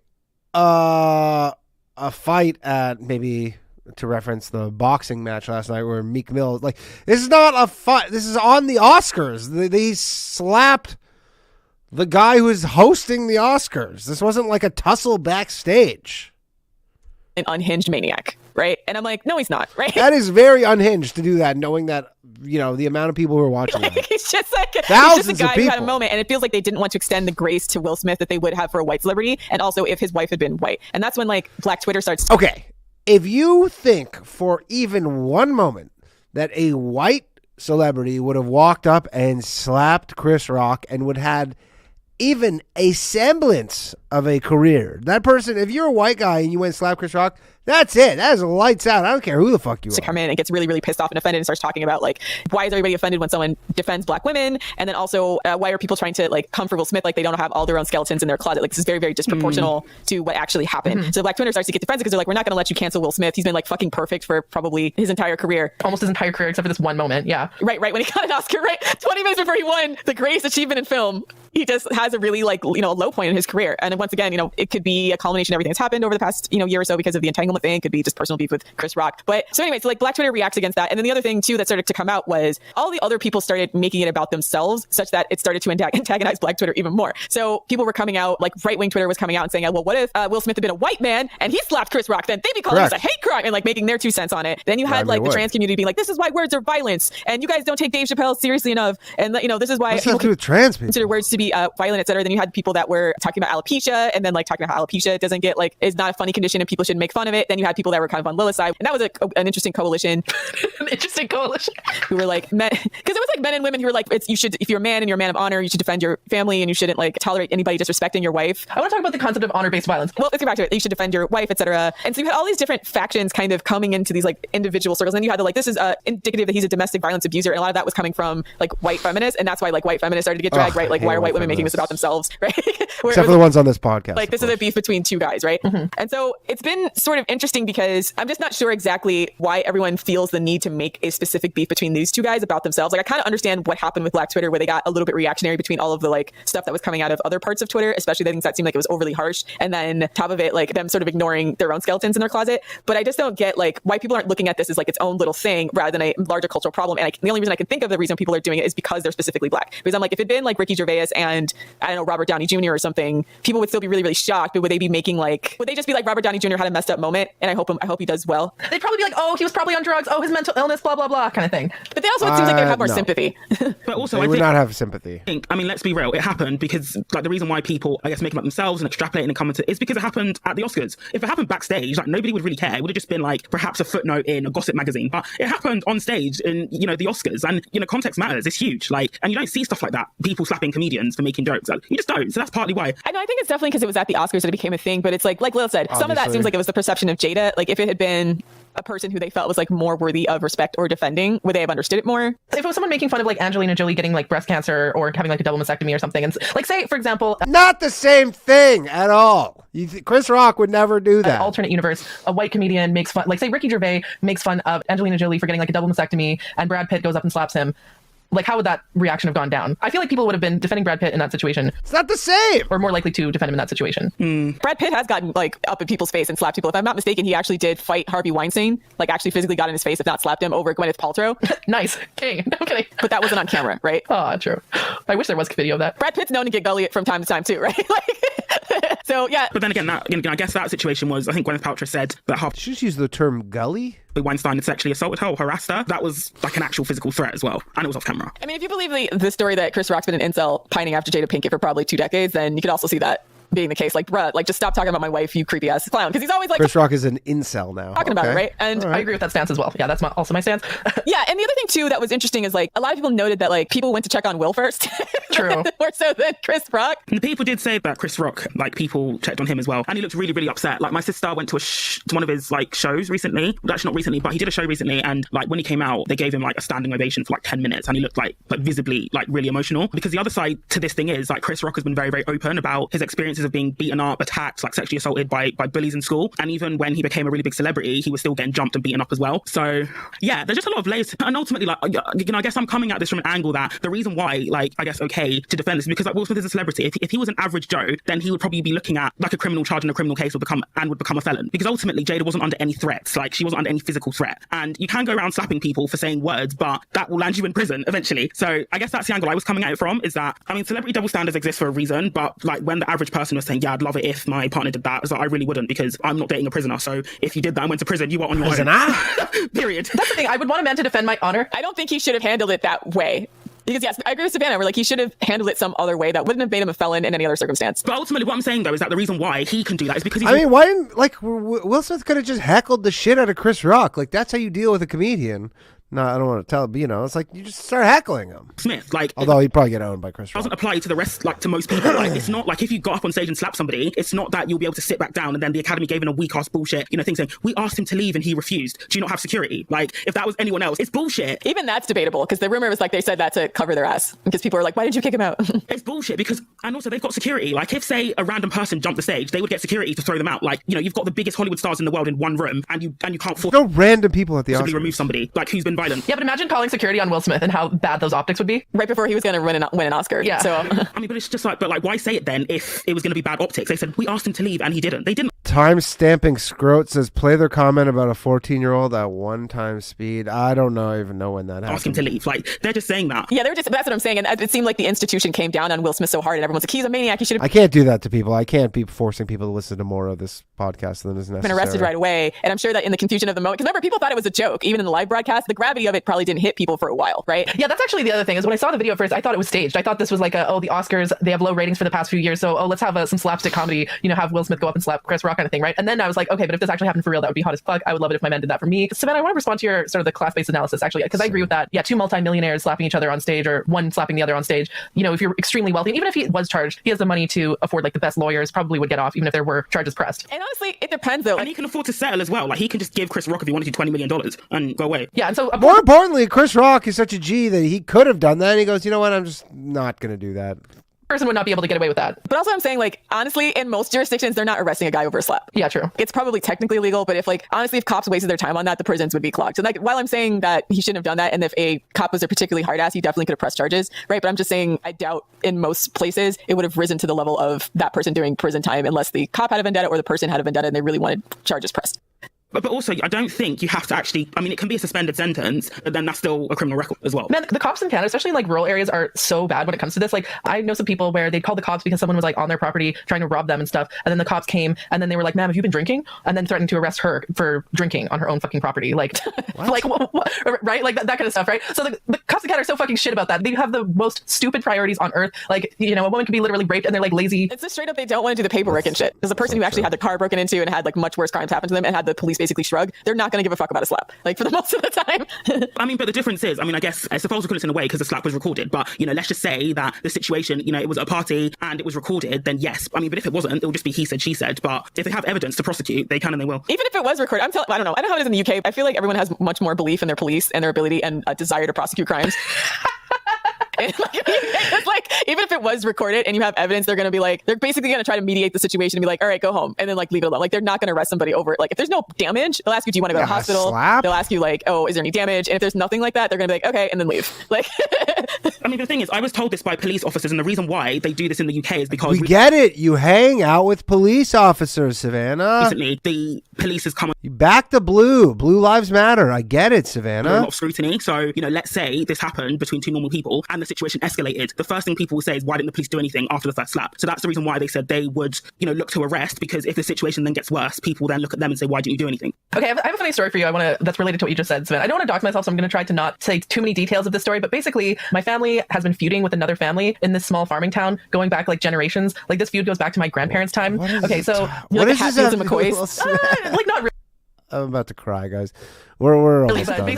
Kind of, but basically, it goes back like decades. Thanks everybody for sticking with this. Y'all are mentally tough people. And every time they call the police or try to, and the reason why people have to use their own like sort of like vigilante justice, and maybe this explains why my morals are the way that they are, is because of how fucking useless the police are. Like, in a recent incident, the neighbors, so these are two farming families, they have like they share a border, so they're like right next to each other, and so the neighbors of my relatives, there's security footage of them going onto the farm and stealing a bunch of their shit, like literally showing up with a forklift, lifting a shed off of the ground, and then leaving with it. Stole a shed? They stole an entire shed? The shed was on their property, and then my relatives called the police. They had the security footage of them stealing a whole fucking shed with all the equipment in it and everything, and the shed was still currently on their land. They have the receipts for the fact that they own the equipment in there, and the police still didn't do anything. They were like, this is a civil matter. You can sue each other. And they were like, but this is literal theft. We have a video of this happening. They came onto our property. They stole a bunch of our shit. The police were like, this is a civil matter. You know, you can sue them in court kind of thing. And so that's kind of like where it is, right? And so legally incorrect, but yeah. Let's work for them, though. So always just remember that. Like, they're going to take Savannah knows that's incorrect because she hangs out with so many cops. at the least resistance. Not even least resistance, it's just the least work, right? The police understand the police are fundamentally fucking lazy, okay? And they'll be like, oh, this is for you to sort out with each other. But the thing is, the courts are also, in that area, the courts are also sort of like biased a little bit against my family because, again, there's like one judge and like they all fucking know each other, right? So I won't say what happened, but let's just say my family had to take matters in their own hands. Another case, here's actually what started the whole feud. Well, and to be fair, a lot of people in the comments were talking about, because it's very similar in the South, right? Like in the United States, in places that are more rural, that having to, one, that's why they have such a large gun culture, but also like not necessarily being able to rely on the justice system or the police when it comes to petty crimes. You they just take don't have justice into your own hands, am I right? bandwidth or desire. My relatives made a whole folder with like, you know, and they brought like an SD card with like the security footage, everything. They had like receipts, everything to prove that this would be a slam dunk case if they decided to prosecute. And they just fucking didn't. They just didn't want to, right? And so again, maybe this is why my morality is, why this I'm pro vigilante justice, is because this is why you find it so hot and makes your pussy so moist when two dudes beat the shit out of each other. We say, oh, you know, private citizens shouldn't take matters in their own hands. We live in a country with the rule of law. Let the courts decide it. Like, ultimately, if the police choose not to do their job, that's why I think that, yeah, sometimes it is not only morally acceptable, but actually necessary for private citizens to take matters into their own hands. And so, yeah, I don't know how that doesn't really have anything to do with the Chris Rock situation. I just wanted to say that's why I'm pro-violence. I mean, it's a good story. I mean, it's essentially kind of what I'm saying is that people overblowing that slap as if it's like, first of all, akin to murder, or like that it's indicative that Will is some violent maniac, or that Will should be prosecuted and put in jail for it, are kind of delusional to me. I feel like that was way, way, way overblown for one. What happened? I mean, these chicks calling anybody delusional is fucking next level. Granted, people next see level. It, but everyone acting like they were personally like, you have to be a white person living in a city to think that deserves prosecution. Okay, like that. Yeah, exactly. That's what it feels like. It feels like it's you have to be really out of touch, really out of touch, privileged, carceral type toxic Hollywood white people like coming down on Will Smith as if this is the most insane, violent thing they've ever seen. Maybe it is for them, right? Maybe that is the worst thing that's happened for them. Like, yeah, but it's not. There've been more horrific people like Roman Polanski at the Oscars. Oh my God, that's the other thing is like the hypocrisy of that. Literal fucking rapists and pedophiles in the ranks of the Academy that are celebrated, and they're choosing to come down on Will Smith for a, in my opinion, very justified slap. Come on. Like, I mean, I still don't agree with what Will Smith said, but to be honest, like I said at the beginning of the episode, everything I've heard about Will Smith and Jada's relationship has been against my will. And quite frankly, I think it sounds like an awful relationship to be in. I don't rate them at all. And I'd just rather not just hear about it all the time. Even her alopecia, I didn't actually know she had it. And she rocks the bold look really, really well. And that's definitely perhaps a future episode around the politics of black women's hair, because I can definitely see why, especially black women, felt the slap was justified. But that's a whole other episode. But yeah, Will Smith and Jada as a couple, I just can't bring myself to care about them personally. Yeah, that's true. I think their relationship is kind of weird, but it's not really my place to judge. But it seems very, very dysfunctional. Ultimately, I think I'm just. What does it have to? This is like honestly, I feel like the person who's been mentioned the least in this whole thing is Chris Rock. Here for that, so I think it was fun. I think Ricky Gervais has been mentioned more than Chris Rock in this. And episode. then she started talking about their difficulties, and then you know how sometimes when like just Twitter or people get a hold of a narrative, they start to create like a toxic environment. So obviously, I think the open relationship. Timestamp Scroat says this is their lowest value episode, and honestly, I might concur with you. It might be. And them almost getting divorced was part of it, but at the same time, it seems like when they were talking about these things, they were talking about them in the past tense that they had somehow like worked out an agreement, and they seem more or less cool with each other, right?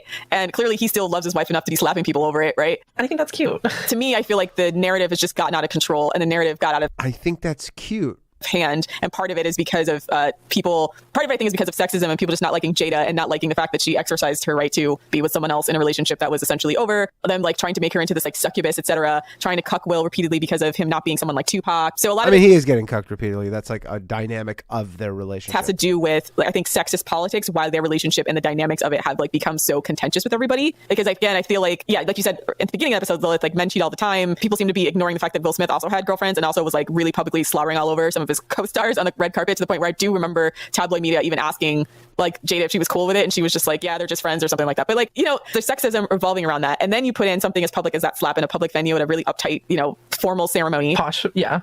Mm-hmm. And then you add racial politics into it, and then you add like the weird Hollywood posturing to be on the morally correct side, and now you have this big ass mess where everyone's. So what is there even? So they're just basically Will Smith did nothing wrong, trying to pull their own take from it, make themselves into the victim, overblow everything that happened. And look, there's one victim here.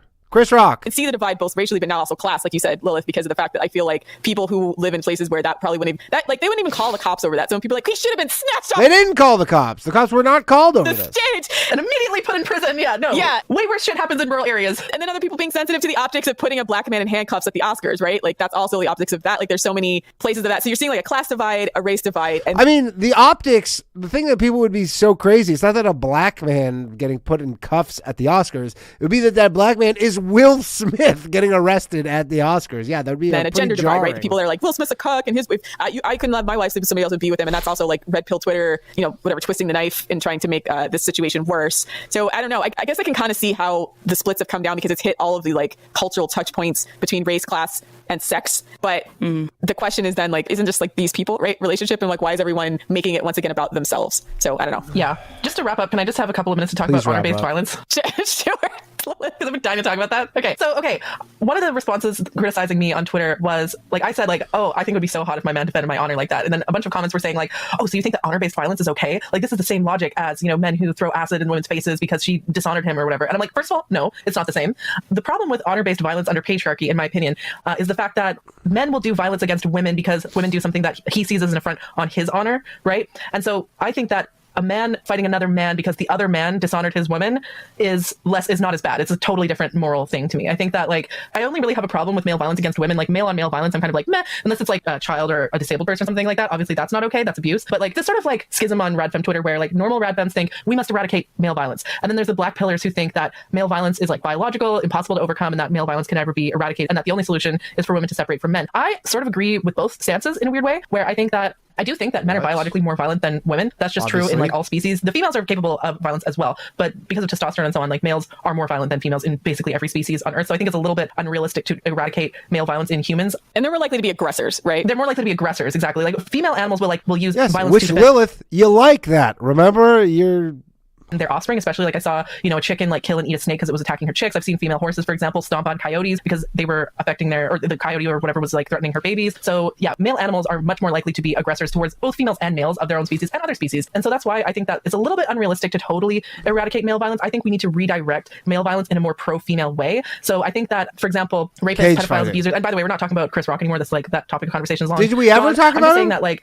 the solution to male violence is more male violence, but we need to direct the male violence towards violent men or men who are violent towards women, right? I see this all the time, like men being like, oh, like gladiators. Men can't be men anymore. Oh, we have to like suppress our like natural violent tendencies and like we need to be able to kill other men for our mental health. Kind of thing. And I'm like, okay, here's my solution to this is that pedophiles, rapists, men who kill women, men who kill children, all of those like really shitty guys who are destructive to society, those are morally justifiable targets of male violence, in my opinion. You even see this like when, for example, a man like kills a pedophile that like molested his kid or whatever, right? He's celebrated as like a hero. Oh, free him. He doesn't deserve to go to jail, that kind of stuff. Whereas when a woman kills a man who raped her, it's seen as like, oh, she's horrible. Like she just, she's lying. Like she's seen as this like evil, like succubus type person, right? Although that's really unfair and that's based in misogyny, I still think that like men are valuable, like expendable soldiers in the fight against male violence. Basically, I think that like if we let men kill pedophiles and say like, oh, you can be a hero if you kill pedophiles, if you kill rapists and stuff, I think men would go for that. Yeah, it's like redirecting male violence. And then a lot of women feel like men protecting them is a privilege. And that's kind of the conversation that was happening on Black Twitter too, that like Black women haven't historically been able to enjoy chivalry, right? Or the idea of chivalry, that a man would stand up for them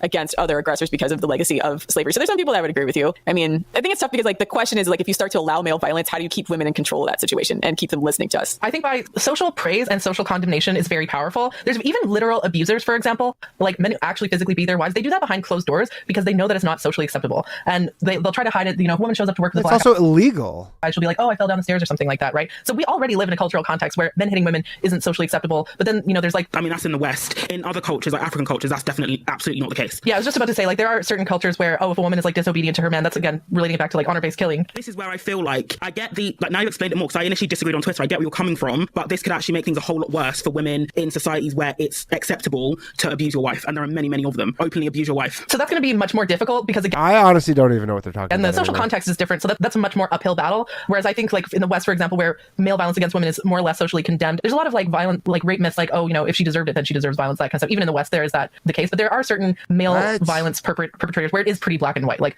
full on like rapists, pedophiles, men who kill women, that kind of stuff. But even other cultures, like if a woman is raped in certain part of the world, like she gets stoned to death. It's going to be more difficult to shift in these cultures, but I think that that's what needs to happen. Is we need to change the social norms around male. Instead of trying to eradicate or suppress male violence, we need to change the social norms around when it is acceptable to use. And I think that we need to pull an Uno reverse card on rapists. Basically, that's my stance. Yeah, perhaps this could be like rapists are bad. That's my stance for a different episode, because I think it's a really interesting proposal. But it's just how can we make it so that it doesn't end up worse for women? Because like my argument is that the law of male violence, or like my law of male violence, is that it tends to go to the weakest person. And if a man can't take out his aggression on other men for whatever reason, women will end up being collateral damage. And we see this in things like the slave. When the black male slaves were abused, sexually abused, and physically abused by the slave masters, those slaves then went and abused black women. So black women actually getting it on two fronts, both from the white slave masters and the black slaves as well, because black men didn't have an outlet to let out their aggression. Or I don't know, perhaps it could work in like the West. I'd be interested to see how that works. But in other countries around the world, I don't know. I'm not sure. I mean, that's tough because it's in the context of slavery, right? Whereas like, again, that's what I mean about we need to change the social norms around when violence is acceptable. Because like when Haiti had their whole independence movement, didn't they go out and like kill a bunch of slave masters? That's an acceptable form of male violence to me. Okay, like basically, I think we need to change the social norms such that obviously, yes, an acceptable form of male violence is when the Allies were killing Nazis. Yes, that's an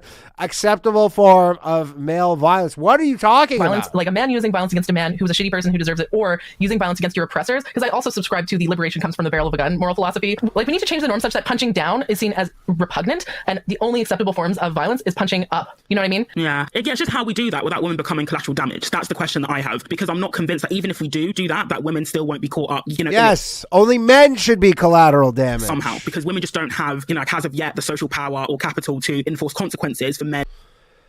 One more from the time-stamping scrote. These girls drone on like Grandpa from Simpsons. Yeah, they're clucking hens. That's what the hens are because a lot of men will continue to punch down. And I think they deserve harsh social punishment. Like men who punch down like that, I basically want to get to a point where men like Brock Turner, for example, or men who are violent to women, I want them to be begging for a longer jail sentence because they know that what's waiting for them when they get out is much more terrifying than what's in actual prison. I'm not kidding. It's more about the psychological impact on the chicks all fucking went and rubbed one out right after this episode. This got them fired. You know how like there used to be all these fairy tales about like Baba Yaga, or even like my namesake Lilith is like a demon who would go out and like kill men who had boners at night or some shit, right? Like, so we used to have all these, myths around. I mean, Lilith is definitely killing some boners in this fucking chat right now. People doing shitty moral things and then getting eaten by a demon or something like that. I think we need to perpetuate like almost like a sort of mythology around like if you as a man go out and hit a woman or kill a woman or do shitty things to women, you deserve to get snatched up by a demon or a vigilante group of female assassins. But yeah, it's more about like a deterrent. Like I want men who are violent to women to fear consequences, and women, we're a lot less violent than men. I don't think women are incapable of violence. It's just that the consequences for us are much higher, and that's why I think men should be the ones to take the fall. Because men who kill rapists, men who kill pedophiles, and so on, they're celebrated as heroes. Women who do the same thing are harshly punished, and I think that women shouldn't have to face those kinds of consequences. I would much rather men either face those consequences or take that kind of risk. But again, like reputational damage, women have much more power to enforce social consequences, particularly in the West, by like social exclusion, reputational damage, joining forces with other women to get men fired, that kind of stuff, right? So I think that actually the social and political and like the current cultural conditions I feel are very favorable.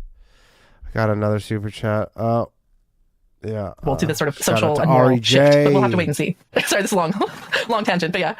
Yeah, I mean, this is a good discussion. So I don't know, let us know what you guys think on this episode about the two positions that Savannah and Lilith have presented about when and where to use male violence to defend women and like the merits of that. And if you have any comments on any other splits in this particular topic along the lines of sex, race, and class, because I also think that's what's influencing everyone's perception, why this has probably become really weirdly contentious between a bunch of groups that maybe it shouldn't be. So that's our show. Check out our Patreon, patreon.com/the female dating strategy, as well as our... Thank the fucking Lord that was over. By the way, I don't fault you. I said this at the beginning that my intuition was to skip that episode. You all voted, and I'm not an authoritarian, so I abide by the will of the people. The vote was to not skip that episode. That was, in hindsight, such a skip. That was, and we paid for it. We really paid for not skipping that. So if you voted not to skip, this is fucking on you, because that was a nightmare of an episode. I don't even know if you told me right now, sum up which is they talked about in the episode, I'm like, I don't know. They get off on dudes punching each other, I guess. I don't know. I feel sicker. I feel like I have a fever now. I came in with just a mild cold. I must have a 100-degree fever, 105 or something. It's bad. It's bad, but it's over. It's over now. Someone mentioned something about Andrew Tate. We should be pretty close to them finding out about Andrew Tate, because this is from 8 months ago, this episode. So we should be coming up on the old Tatester. That's been the episode. I physically, mentally cannot do anymore. Thank you very much, everybody, for joining me. If you like to support the show, please consider doing so. Patreon.com/lowvaluemail, lowvaluemail.locals.com. Hit the join button. Become a scrote. We'll be back Tuesday night with an all-new episode of Low Value Mail at 9 p.m. As always, Wednesday night, a new episode of The Bathhouse. Hopefully, it should be fine. That was probably a one-time deal. Have a lovely rest of your Sunday, everybody, and I will catch y'all very soon. To all the scrotes, all the low-value male and females. Did I say wimales? All the negative value, the scrotes, all of you. Have a lovely Sunday. Have a great night. And our outro, provided by our friend Chad. Light Switch. Check it out. Out now. Night, everybody. Empathic abilities, yeah, my face be also stoic. Bleep, blow up, nigga, that just means I'm working. They see me as a leader, so that's why I'm Captain Kirkin. These tracks from the stars, that much is for certain. You can feel this hit if you up or if you hurt. I'm raising my stock, not talking my feet in some Birkin. Number Johnny 5 got a fucking short circuit. Bring the track to life when I spit phenomenal. When I hit, she feel that shit in her abdominals. These rappers make me laugh like comic view, they comical. You know I got a ball out, I hit the track running just like Sonic do. They don't wanna turn on my light switch. Yeah, they was trying to get me on my hype shit. Yeah, they don't wanna turn on my light switch. Yeah, then they tried to down me on some KO type shit. Yeah, they don't wanna turn on my light switch. Yeah, now we pulling up fresh on some slight shit. They don't wanna turn on my light switch. Yeah, they don't wanna turn on my light switch. They don't wanna turn on my light switch. Yeah, they was trying to get me on my hype shit. Yeah, they don't wanna turn on my light switch. Yeah, then they tried to down me on some KO type shit. Yeah, they don't wanna turn on my light switch. Yeah.